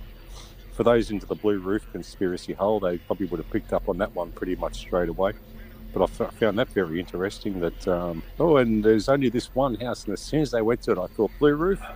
Oh, yep, there you go. It was the only one with a blue roof. So what's for the blue roof? What's the blue roof conspiracy exactly? It stops the laser beams from zapping your home, because the blue, like you can get a red, yellow, white and blue balloon, and with the laser it'll pop them all except the blue. There's something to do with blue on the spectrum of lasers that they use that will put it pretty much null and void. Yeah, won't affect it. Weird. Yeah, the theory came up with the directed energy weapons theory after Lahaina, because houses with a blue roof didn't burn. And then so they started showing these, like I started seeing videos on TikTok. Also cars and bins, MoJoE. Cars and bins that were blue as well, yeah, man. Yeah. And everything else, like it would melt the engine block, like just melt. It would melt metal like nothing. And there were some pictures here of that too, like a mailbox that was melted. But the Amazon package inside didn't burn at all. You think it would burn if it was melting, right? Well, yeah, there was pictures of that. I think Judy Wood went into that on 9/11 too, didn't she, about directed energy weapons? Right. And there was a lot of interesting things with cars, surrounding cars, the way that they melted and tyres would be still okay, that the metal had affected. So she was a high advocate for that directed energy weapon on 9/11 towers, yeah. Yeah, there's like paper, like cars burned, paper didn't. They also had to admit recently that that's real. The Pentagon, you can look it up in an article, that they admitted that they're working on directed energy weapons, right? And basically what some of the Iron Dome is in Israel, right? Like that's directed energy weapons, some of the weapons that we actually paid for over there for them to be able to defend themselves. Was paid, and basically that's kind of along the lines of the shared technology thing that they're trying to do right now at the merger through the NDAA. Right. Interesting. So I don't know, man. I mean, after we went through East Palestine, right, and that was weird how they blew up that whole thing and nuked that whole like area with chemicals, right? It turned out, they didn't have to blow up that tank full of chemicals in that train. They didn't have to do that, but they did it anyway, and it just nuked that whole area. And nobody talks about that. And like also with Lahaina, like that's also coming back in the news right now because of what happened here in Spokane and the idea of these data centers going up. I don't know. And there's also rumors that these data centers are not just places for AI, but they're also detainment camps. I've been hearing about that too. I don't know. Pretty weird shit. Yeah, I wanted to pivot over to the Iran debacle real quick because it's been getting weird and weirder. As far as like Trump is going full schizo, I don't know if people are paying attention. I think a lot of people are tuning out because it's just like a slow grind and it's all kind of bullshit. And I think people are tired of it before like they're tired of it. You know, it's like we're all right. It's like people are getting narcoleptic reactions to the Iran debacle, and so consequently, I don't think people are paying too much attention. But according to ABC News, Trump is now saying he intends to declare Strait of Hormuz as U.S. territory, quote, pretty soon, unquote. U.S. territory. That's pretty interesting because as of this Friday, yesterday, traffic through the strait almost grounded to a complete halt. Reuters reported that only 2 vessels transited on Friday, and neither of them were carrying crude oil because 2 other ships were attacked. So you have Trump saying the United States has total control of Hormuz, and he's going to declare it as U.S. territory. And Iran is saying Hormuz remains under Iranian control and stays restricted until Washington accepts its conditions. One of the things about how Iran is taking control over the strait that people might not totally be in touch with is like Iran doesn't really have to like position troops all over the place. All they have to do is make it so insurance companies that insure these boats going through just decide to like not insure the boats. So all you have to do is just like promise that you can like fire a drone or a missile, or you've got mines in the strait or something so shit can explode. So nobody wants to insure these vessels. And so it's not like you have like all these Iranian fortifications all along the strait. They can like fire ship from anywhere within Iran. So it's scared like all these vessels from going through. But it's interesting how Trump is going full like his rhetoric is just nuts. Has anybody here been checking this out, or what do you guys think about how much longer can Trump keep saying stupid shit before reality like kind of snaps back? Well, I don't know. It seems I not knowing what's really going on other than what they tell us. I mean, there's virtually like no real coverage of what's happening over there other than like for the first half of this conflict, right? We saw like crazy pictures of missiles going into Iran and missiles going into Israel, but I haven't seen any sort of like any footage really. Maybe there's more. Maybe I'm just tuning out of it. There hasn't been any footage as far as like. I think we're just kind of told that like ships are attacked or blowing up, but like when the shit started, we would get all this. I think people were especially excited about seeing bombs dropping in Israel. I think that was like where the initial excitement was happening. It was like, oh, Iran has all these capabilities, but now I think like if you're in Israel and bombs are dropping, you can kind of film it a little more leisurely than if you're at a like in a Gulf state near a U.S. installation. You're not going to be thinking of like, oh, let's go film some shit flying in from Iran. I think it might also be more they don't have time to film it. Whereas if it has to go to Israel, like you've got all this time to get underneath the missile and film it coming in, and like you're given some warning, and so like the Gulf states are a little closer to Iran, so there's like less time to get your camera out. So I think so that's why we're not getting enough footage or much footage as far as shit blowing up. Well, we didn't get any footage of when they said they took out all of their nuclear facilities, right? That was just all of a sudden one day it was like, right, we did it.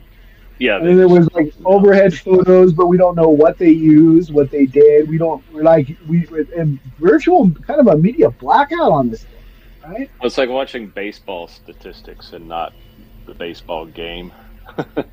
I guess back in the old days, like with the telegraph and Morse code, that's how like people would follow baseball teams because of the statisticians, and that's what would be you didn't have to watch the game. You could just like get the statistics reported in the newspaper. But yeah, that's kind of what we're having to deal with, is just statistics, and we have to trust that. Well, I guess these statistics are true. Such and such got blown up, or what have you. But yeah, I think it's getting weird. I did notice. I was telling you, MoJoE, I listened to Coast Radio with Zionist stooge George Noory now and again, and I tuned in. I hadn't been listening to it in a long time because I was getting tired of him. But I tuned into it, and at the top of his show, he likes to have some announcer like kind of give some news coverage, and he had this guy talking about the situation in Iran, and he was going on and on and on about, ultimately like the U.S. has to pull out. This is a stupid decision, et cetera, et cetera. And I was shocked because this is like that position is not like what usually hits radio airwaves. That's something you find on the internet, and you find it on the internet, and you're like, oh, someone's talking common sense here. Yeah, and so I was shocked, and like he took almost like 8 to 10 minutes of airtime talking about this, and then George Noory had to pivot to another subject, and before that announcer guy got away with all that coverage, Noory like squeezed in like the total neocon Zionist talking point of, we can't let him get a nuke though. And I was just like, what? And then he pivots to the next subject. I was like, what? That's your response to all of this? I was like, yeah, it was absurd. It was really absurd. But yeah, what was weird though, I was like, wow, common sense is like starting to like hit the radio waves.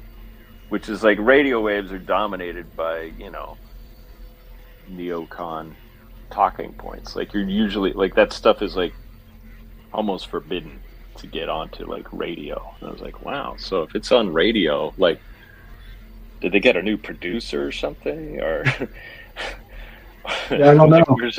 Where's this coming from? It was weird. But it was kind of cool though, because I was like, wow, I'm finally getting like some reasonable reporting on the radio. Maybe they start critiquing themselves because they push all the real critique to the side. So they're now the ones taking control of the criticism. Yeah, that could be. They have to mix it up a bit sometimes. Even if you're on the side of the story. Yeah, that was definitely mixing it up for sure. Yeah. Yeah. SouthOzMan? That was SouthOzMan. No, I just see it as a big. Some of the big higher echelons are making a lot of money out of it in the stock markets, because it seems to be a pattern going on here that every Thursday, Friday they're declaring some sort of fucking catastrophe and all this shit and everything's going to happen and blah blah blah, and then on Monday morning they all seem to we got peace talks and we're sorting it out, we're on top of all this, and then the following Friday the same shit seems to go around. Which I just see a bloody pattern here. And what happened to all this bombing on Israel? Why are they so blatantly just going into Lebanon at the same time? Like not a worry in the world. Doesn't make sense. Me and Lawrence have talked about this quite a bit, and it could quite possibly be the whole lot just one big Zion freaking fiasco. None of it really makes sense on a military scale. I mean, if this is the best America's doing, what's going to happen? What are China and Russia thinking about this sort of thing? So, and they're just depleting so much of America's military hardware, like by sending over these, as I say, Iran's chucking up firecrackers, and, America's sending over fleets of gold pretty much and just burning it up. So, I don't know, I smell a rat behind the whole lot. I think they're all in on it to a degree to myself, to be honest. Yeah, I agree. Yeah. I think so too. I think that they definitely, if you look at Iran and then they send all those missiles over to Israel, but if you think a little bit from a military point of view, why don't you take out their airport? Why don't you take out their harbor? Then you would really hit them. But sending a couple of those things over, but which does some damage, but not really. And then Iran has worked with America. The army has worked together like 10 years ago, and in Afghanistan and other places. So seems all very strange. And then what I discovered this week is that all this blowing up of oil in the Middle East is bad enough, but when you look at all the oil that, like, America seized, of course, Venezuela, but Argentina started up their oil production again, and they're big buddies with Trump and Netanyahu, and Colombia has oil, Brazil has oil. They're not bombing that. So what's going on there? Are they like this taking control of that? I also heard America uses it as collateral. You know, they need to, because of all the debt, they need new collateral. So now they found these places. So those are some interesting things I was looking at, and you don't hear about it. They're not bombing there. So, I mean, there is plenty of oil if you want to get oil. So, but are they going to take control of it? What's going on? Is how Israel and America going to take control of all that oil over there when they blow up the oil in the Middle East? I don't know. I'm just thinking out loud, but you don't hear much about it. But Argentina has a huge amount of oil, and they're already now quite a while, like a couple of years now, building it all up again. So, well, very interesting. Yeah, what a time to be alive, right? I mean, you know, little did we know we're going to live through a famine or a collapse or an AI takeover or a possibility of knowing what UFOs are, or even seeing World War III. And let's not forget about back to AI with this whole Terminator thing going on. There's some, I've been seeing some weird videos of AI being trained as soldiers. I wonder, if that's also a part of the plan. Just trust the plan, everybody. I'm sure it's part of the plan. Yeah. Part of the plan. It's part of the plan. Yeah. You know, I mean, it's been predestined in all of our pop culture that we're going to have to go through some sort of collapse and Mad Max style type stuff. It's predictive programming. You ready for the party? You want to go into you got anything else to add to this one, or should we go ahead and move on to the next topic?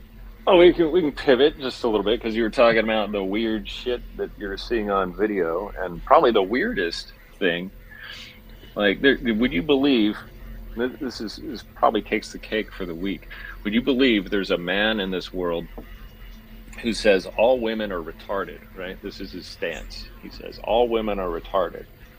And then he pays a woman $300,000 to debate him, and he loses the debate in a very humiliating and devastating way.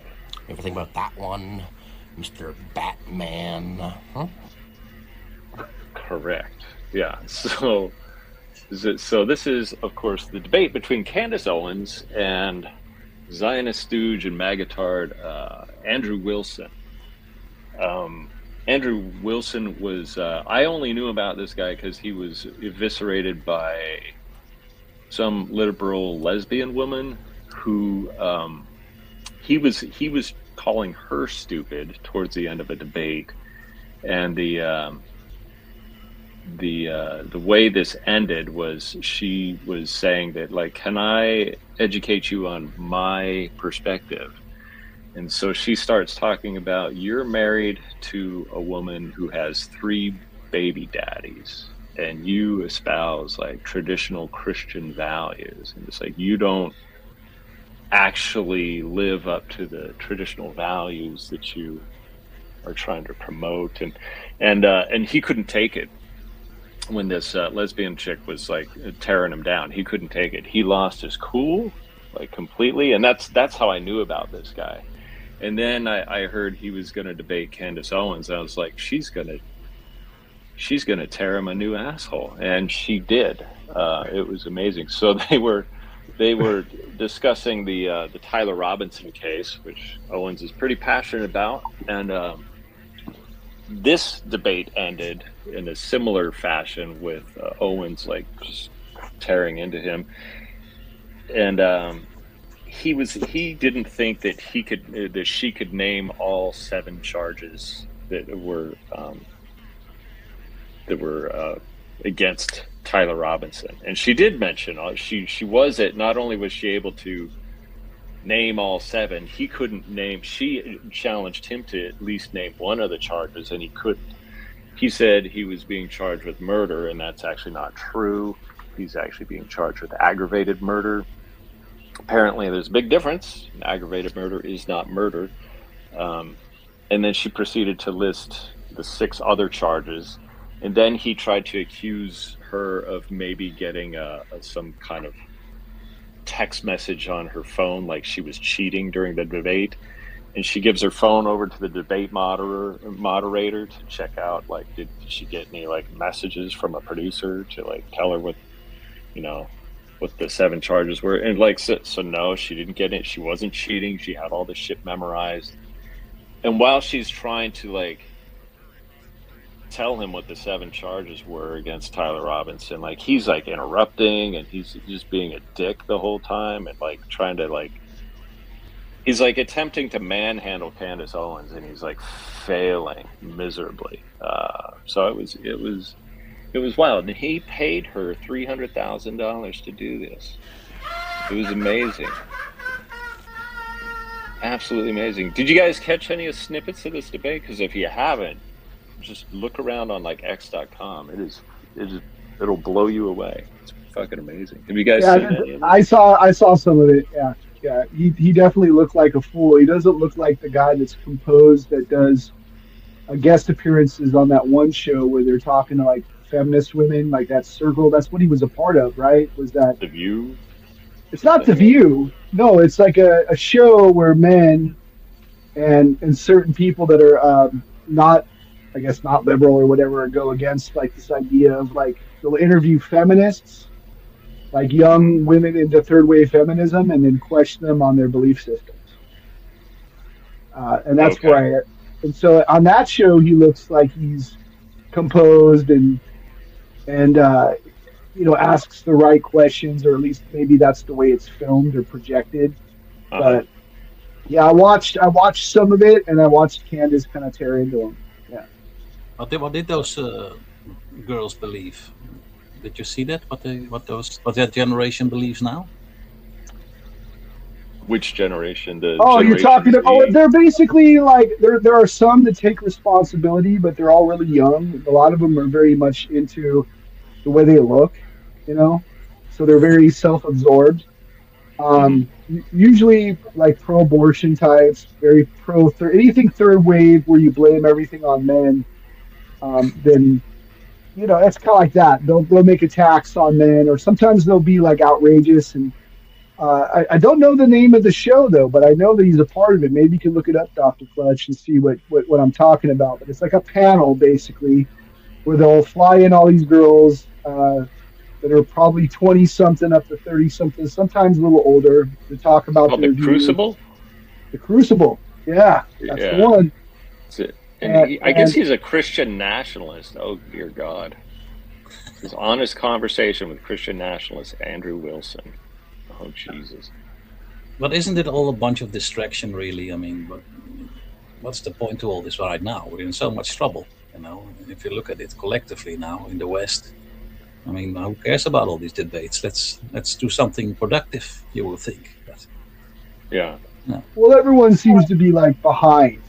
Like when this was starting, this had been going on for a while, whatever this culture war was, or this idea of division of left and right. Or I remember when third wave feminism started kind of peeking its head. Like this is before I was with my current partner, but like I'd go on dates and like women would get angry at me for opening the door from them, or like trying to correct me on my speech. And that was also the time on Facebook where all of a sudden you make a post trying to make a joke and people start getting offended and jumping out of the woodwork. You're like, I don't know if I added you. How did you get, how did you, my thing's only listed for my friends. How did you get on my page to be able to make a comment? But everyone's behind on it. Like it won't fully be dead until, in my opinion, at least the division and like radicalness to a certain degree, until there's a moment where we all eat shit equally. Once we all eat shit equally and go into the new dark age before the golden age, I think that you know, when we all eat shit equally, then we'll all be on equal terms, except for maybe those that are the 1% that are in charge of all this stuff that's making this stuff happen in the first place. You know, but I mean, we've gotten certain things correct, and there's been certain victories upon this, especially when it comes to free speech. I would say that the tide is turning on it for sure. I mean, for one thing, when it comes to gaming, right? And I'm going to add this as a win for this whole culture wars thing. The first things that I saw was when it came to this evolution of where we are now was first it was third wave feminism, and then there was Gamergate, and there was attacking of people that play video games, and there was a large woke population starting to emerge from that. And then it went to role-playing games, you know, tabletop role-playing games like Dungeons and Dragons. And they went after them. And then they slowly made their way into sports. Now, when it comes to Dungeons and Dragons, though, one of the major wins that we've had is a game called Dark Sun, which is really recently being published. And in that game, it dealt with like a dying Earth scenario, right? Everything's been ravaged by magic. It's a giant desert planet of wastelands. And there was slavery in it. This game was called Dark Sun.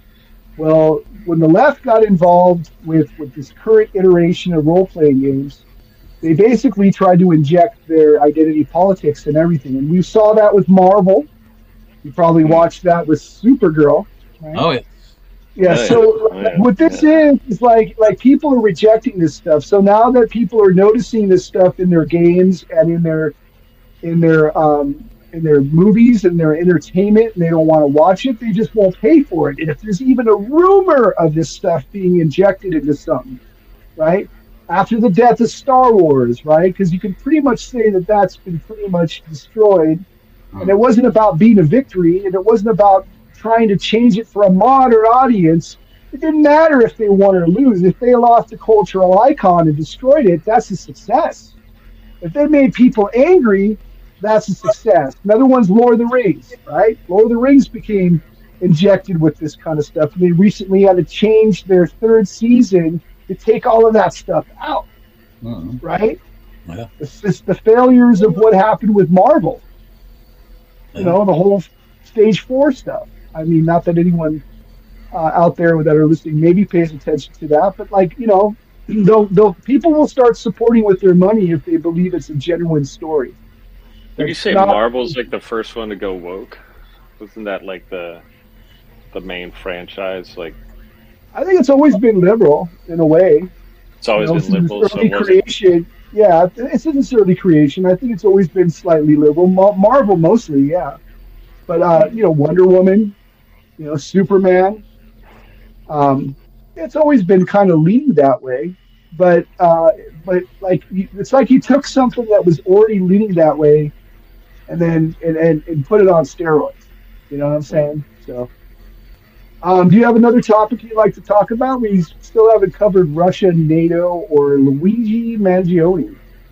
Oh yeah, Luigi Mangione. Real quick, I guess he pled guilty, but the Russia NATO thing is a little more interesting. Let's see if I can bring that up real quick. So yeah, with the Russia NATO thing, I guess there was a serious cluster of Ukrainian strikes deep inside Russia this week, including a major Black Sea operation. They're not exactly saying it's NATO attacking Russia, although what else really could it be? NATO forces have been involved in a separate air defense incident along the alliance's border. So the development appears to be Ukraine dramatically increasing the tempo and depth of its long-range attacks. This is kind of weird because, like, when all this started, I thought Russia was just gonna like totally, like, you know, win and quickly, and this is like kind of taking a long time. So if Russia is going to win, and the whole drone thing has really changed. You know, Ukraine's chances. So I guess on August 12th, Ukraine carried out what it called a unique and combined drone and missile attack against the Russian naval complex around a place called Novorossiysk on the Black Sea. Ukraine says anti-ship missiles and drones struck the naval base and associated facilities. Satellite imagery subsequently showed damage in the port area. And Ukraine didn't stop there. In the past few days, it has attacked a major oil refinery in Russia, roughly 800 miles from Ukraine, causing a large fire. Russian oil industrial infrastructure in Leningrad Oblast, which is near St. Petersburg. On August 15, Ukraine says, which is today, Ukraine says it struck a Russian military airfield and rocket space center associated with Russia's satellite program. Reuters reports Ukraine says the rocket center was connected to development of Russian Starlink-like satellite networks. So today there was also a large-scale Ukrainian attack on industrial infrastructure in Samara, deep inside Russia. So, yeah. So if you've been hearing Russia's been getting hammered, there's quite a bit of truth here. So where NATO comes in the story, I guess on August 14th, a drone entered Latvian airspace. Latvia is NATO territory. NATO aircraft responded. Italian Eurofighters operating as part of NATO's Baltic Air Policing Air Defense Mission shot down the drone over Latvia. But it's not that NATO is bombing Russia exactly. It's NATO shooting down an aircraft that entered NATO airspace. So pretty weird. I just, I think the focus has been on the Iran debacle. And I think while we're focusing on Iran, Ukraine is, I don't know, it looks like Ukraine is sort of catching up in the Russian conflict. As far as because I thought it was gonna I thought Russia was gonna kind of declare victory and win like a year and a half ago, if not sooner. I'm a little surprised it's still going on. Well, what do you guys think about this, SouthOzMan?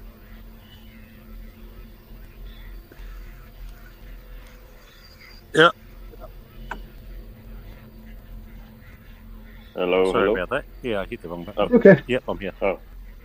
Yeah, I think it's absurd that Russia hasn't, just solved this over within a couple of weeks, if that, from the start. But to me, it looks a little bit more sinister coming from that angle, that they're trying to get rid of as many Ukrainian young fellas over there as possible, and eventually import the little hats from Israel once their little experiment through the Rothschilds goes down, and they want a little place to go back to their little Khazarian homeland, and the best way to do that is to clear out as many as the men as possible, and that's the only thing that I can see that they're doing over there, grabbing people, chucking them in trucks to go up to the line, making the age older and older so that the Ukrainians can jump on board and be slaughtered. And I just see it as another big game on the chessboard myself. Yep, you're talking about the 500 Israeli settlers that moved into Ukraine shortly after the war started. Correct? Yeah, well, that's right. Yeah, they want to.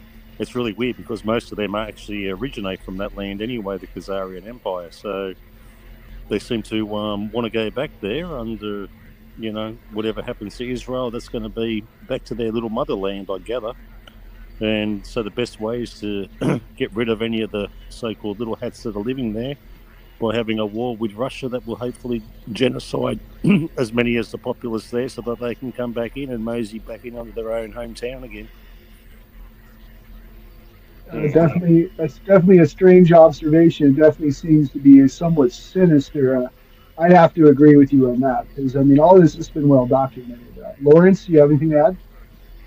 Also Argentina. They're also they're taking over Patagonia. They made a deal. Milei made a deal. If something would happen, to that, if it would catch fire, they could buy it up for $1, penny on the dollar and all that stuff. And they did.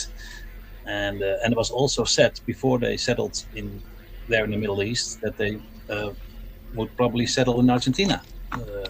So they got now two places covered, and the Ukraine, where some of them originally came from, and then Argentina. So it seems that is also playing in. But I have to say here, in this part of Europe, you don't notice anything of that war, you know? I mean, we throw lots of money at it, and all our politicians are behind the Ukraine. But if you look at the start, I mean, Russia has the right to sort of defend itself in a way, because the deal was made after the war, the Second World War, that, you know, that the EU would not, there was no EU yet, but that Europe at least would not build military installations aiming at Russia. And they slowly, bit by bit, started doing that. So, you know, and maybe the Russians shouldn't have taken Crimea, but still, I mean, there was really no need to put that much force into it. And at the other hand, I mean, what are they really doing? If they are killing a lot of young men, they're also now trying to drag women into it for a long time. But a lot of people, of course, with money from Ukraine fled to all over Europe, also came to the Netherlands. What are they doing? A lot of these girls, they are Instagram models here. Aren't they worried? Shouldn't they worry about their country, about their guys? It's such a strange thing that's happening. Like, they come here, they get money, they get a house, and they get better treatment than the other refugees that come here. And then, you know, they go out, and like I said, the girls, some, not all of them. I had also a colleague working with us where I worked, but, you know, it seems like, wouldn't you, if your country's at war, wouldn't you worry? Wouldn't you, you know, it's a very odd situation that's going on. And I also thought that Russia, I still think if they really put their boot down, they could be over in a day, but it is not happening. So, very strange situation, yeah. Well, it's we got one more topic here to talk about, I believe. Talk about Luigi Mangione. I think we temporarily lost SouthOzMan, but I hope he returns as we continue on with this show. So go ahead and take it away. Yeah, so Mangione, let's dive into this. So he was the guy that shot that health worker a while back. Let me see if I can bring this up. United Healthcare Workers CEO. Yeah. So he pleads guilty to federal charges in the killing of United Healthcare CEO, and this I think this was last Friday, not yesterday, but last Friday. So he pleaded guilty to 2 federal stalking charges in the killing of Brian Thompson, the victim's family. Seated in the Manhattan courtroom. So the victim's family was there. The 28-year-old Mangione revealed during his allocution that he had posed as a potential investor to confirm the location of the investors' conference, which is interesting. Like in terms of phishing attacks and scams and catfishing and all that stuff that happens. Like when people are when people are getting information on you, like they will do this in very innocuous ways. So it sounds like he's social engineered. Let's just put it that way. He social engineered this guy's location by posing as a potential investor. Isn't that kind of interesting? How like so those people on the periphery of your life that are just like asking a question and running away, you know, these people could be like dangerous later on. So anyway, he told the judge he was motivated to kill the executive because of his own experience with the healthcare system as a patient with a back injury. So the counts, interstate stalking resulting in death and stalking through use of interstate facilities resulting in death. Both of these carry a maximum sentence of life in prison. Sentencing is set for December 18. I'm pretty sure he'll be given life. So Thompson's mother, the victim's mother, sat in the front row alongside other relatives of and also some healthcare executives. The plea comes weeks before Mangione's state trial on second-degree murder and firearms charges, expected to begin early next month. The federal count carrying possible death sentence was dismissed earlier this year. So that's kind of interesting. They're not going to give him a death sentence, but it looks like he's going to get life. Mangione was arrested at a Pennsylvania McDonald's 5 days after the shooting, if you'll recall. Authorities recovered a notebook detailing grievances against the insurance industry and found shell casings at the scene bearing the words delay, deny, depose. So, well, you know what's really weird about this thing is there's a lot of like elements that seem to mirror the Tyler Robinson case, right? Like a definite orchestrated like narrative. You see what I'm orchestrated saying? narrative? I don't know. Well, because wasn't there like inscriptions supposedly on Tyler Robinson's bullets and across the rifle and the gun? Right, Wasn't that? it does have that in common, but there was also another schizo shooter that like people just write shit on guns. Apparently, there was some other school shooter that wrote some shit. He was like the tranny Satanist guy. Well, no, there was a few though. They got like some, or they were on Discord with some guy that was related to the Uvalde shooting. And there was another shooting, right, that was real similar, right? And there was a lot of weird stuff going on with that. But there was a guy they said that they were talking to that they had found out, and then it was quickly silenced where no one was talking about a man named Armand. That was former intelligence official, but he was retired or something like that. And they were talking to these people, right? These kids beforehand. Now, were these kids on SSRIs? Were they highly susceptible to like that? Were they constantly on there, or were they already just kind of designated? Because you know what is really interesting about these cases, with the exception of this one seems to be a new narrative where you have inscriptions on bullets, you know, radical thinking on guns, right? Like it's scripted or drawn on there. But also the idea, remember the AR-15, everybody? Remember how that was the focus of certain things? Was the AR-15 was a gun they really wanted to get rid of. Like, why would you need a hunting rifle or an assault rifle to go hunt game, you know? Although I've been told it's an effective weapon. But that one was a sort of really interesting. And where did these kids who were poor get all the ammunition? Get the new car that they were driving, you know, the SUV, right? These people were like, you know, not totally like successful members of society to begin with, right? Even as one ways you could kind of say this is like a you know, like so for example, like your transgender shooter type of person, you know, it's kind of the you could say the healthcare industry messed them up, and then like the payback or the karma consequence is like didn't quite make it back to the healthcare industry, but instead it goes to a school shooting. But in this case, you have the healthcare industry like not helping this guy out with his back pain or whatever, and maybe they prescribe him something. And his family is involved with the healthcare industry, and they actually brought patients in with COVID into these nursing homes. Mangione's family? Yes! You can look that one up. Let's check that out. Yeah, if you can look it up. I'm sure I was hearing some stuff. Now, there might be some, you know, fact check thing that is not true, right? But that was something that kind of came up and was really hush-hush afterwards that people were speculating on. Let's find this out, because that would be quite the plot twist.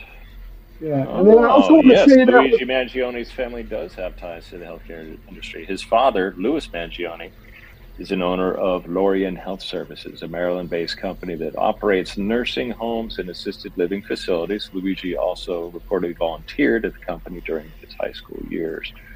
So that's interesting. The broader, family business background, the broader family business managed through Mangione Family Enterprises is largely rooted in real estate, golf courses, and country clubs. So there's a theory of mine, right, that all of this stuff seems to be like centered around the elites or those with like lots of money, right? And this is their chessboard of drama, right? So my Right, theory is yeah. it's all been bullshit. It's all been a psychological operation that gets you to hate your neighbor and hate everybody else around you. Yeah. Like a dark conspiracy. So it's And- just a elitist chessboard. Elitist chessboard. Why are all the children of the elites involved as spokespeople for like Antifa or the BLM or like, and they all have ties? Now you might wonder, people go, well, that's the deep state, right? Well, It's I guess. the deep children. But if there is no side and they're all wings of the same bird, so to speak, right? And they're all working on behalf of a foreign nation, both would have extremely expressed these ideologies like out in the open. Like, you know, Israel's supposed to be a conservative place, right? But they're allowing the largest gay pride festival to happen there. They're fucking they have abortion clinics all over the place. They have a trans, I think that was one of the buildings that got blown up, was a place that made medications or certain things for transgender individuals, was in Tel Aviv. Yeah. You know, another thing, I mean, this is for those with fucking who you can't handle this kind of information, like or theory and conjecture. What if Zionists, right, radicalized the revolution in Ukraine, right? Radicalized everybody based on that, made them all turn into neo-Nazis over there. Because remember, that was the thing for a minute, that they were saluting former Nazis from Ukraine that were there, and he was a hero, and they did that in Canada. Yep. So they get them ready to fight, right? They get them pumped up to do so. Because almost everyone that's attached to this shit, like there's videos of Lindsey Graham, right? Like fucking getting people up. What if that's connected, man? Like you radicalize everybody to hate the Russians and hate everybody else, be brutal. You get that to provoke Russia. Russia goes in there to go and denazify the whole area, only to find out people that were giving them that kind of information or trying to do that kind of stuff, radicalizing, were actually the ones that wanted to move in. You know, I don't know. It's almost like, I'm just saying that all of this shit is leading to this shit that we're in right now, right? Like, what happened to the BLM other than posts you might see on Facebook? What happened to Antifa having a presence? Yeah. What happened? Yeah, what happened to these factions? Remember how fucking like turbulent it felt? Was that staged fucking boo-boo bullshit to get us confused, scared, and emotional? Carlin Borisenko just says like the Antifa stuff will come and go, like it waxes and wanes, which is pretty valid theory, I guess. Why are there a lot of elitist children, like senators' kids and military kids, that found out to be a part of like the leadership or spokespersons of this stuff? Right. That's a good question. Yeah, because it's like the apple, in a strange way, doesn't fall far from the tree, but it's like the apple falls from the tree and then attacks the tree or something. I don't believe there's a side. I just think they all work together, and I think it's an illusion that it's a side. There's no side. The only side that becomes a side is the tribality of everyone else around. He seems to latch on to that ideology or thought-provoking piece of psychological mindfuck propaganda. Yeah, I don't know. It's pretty different, to say the least. What's weird was the SPLC. Like, they just made an arrest. I think I showed you that link. Oh, right. Whatever, yeah. And they're starting to make arrests with the SPLC. The SPLC was involved in a scheme to pay and fund neo-Nazi groups, the Ku Klux Klan, all over the United States. To amplify the idea of racism. And they're a far left group. They were also supplying money to radical left groups, too. Right. Although they don't want to admit that, they're playing both sides. The SPLC happens to be like the strong arm in some people's opinion of the ADL. Well, they're like brother sister organizations at least. You know. So we are at the. Yeah. Okay. Well, let's. 15 minutes over at this point. We are. We did discuss it. We can do 15 minutes over. Quite a show we had today. Unfortunately, SouthOzMan is no longer with us, but he did stick for a while, and that's okay. So, without further ado, I'm going to go ahead and start getting some plug music going on, everybody. So here we go. We're going to play some plug music. Yeah. You ready? Oh, yes. Get your clutch plug away.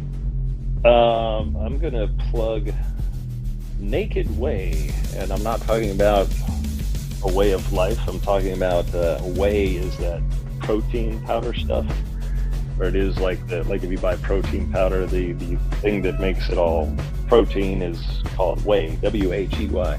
Anyway, Naked Way is just straight whey protein, and it's not doesn't have any weird chocolate or vanilla flavoring.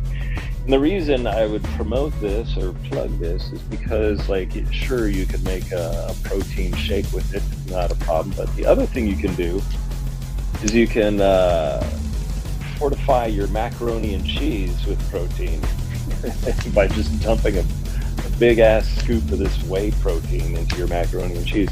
And if you do this, I recommend you buy an electric whisk. I did this last night. It was bitchin'. Basically, you make a cheese slurry in a glass, and with like melted butter, milk, and the cheese sauce packet, and like a scoop of whey protein.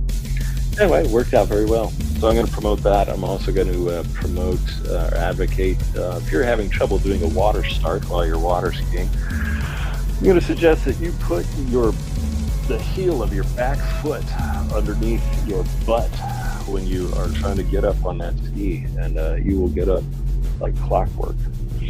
Other than that, if you would like to check out my blog, check me out at drflesh.substack.com.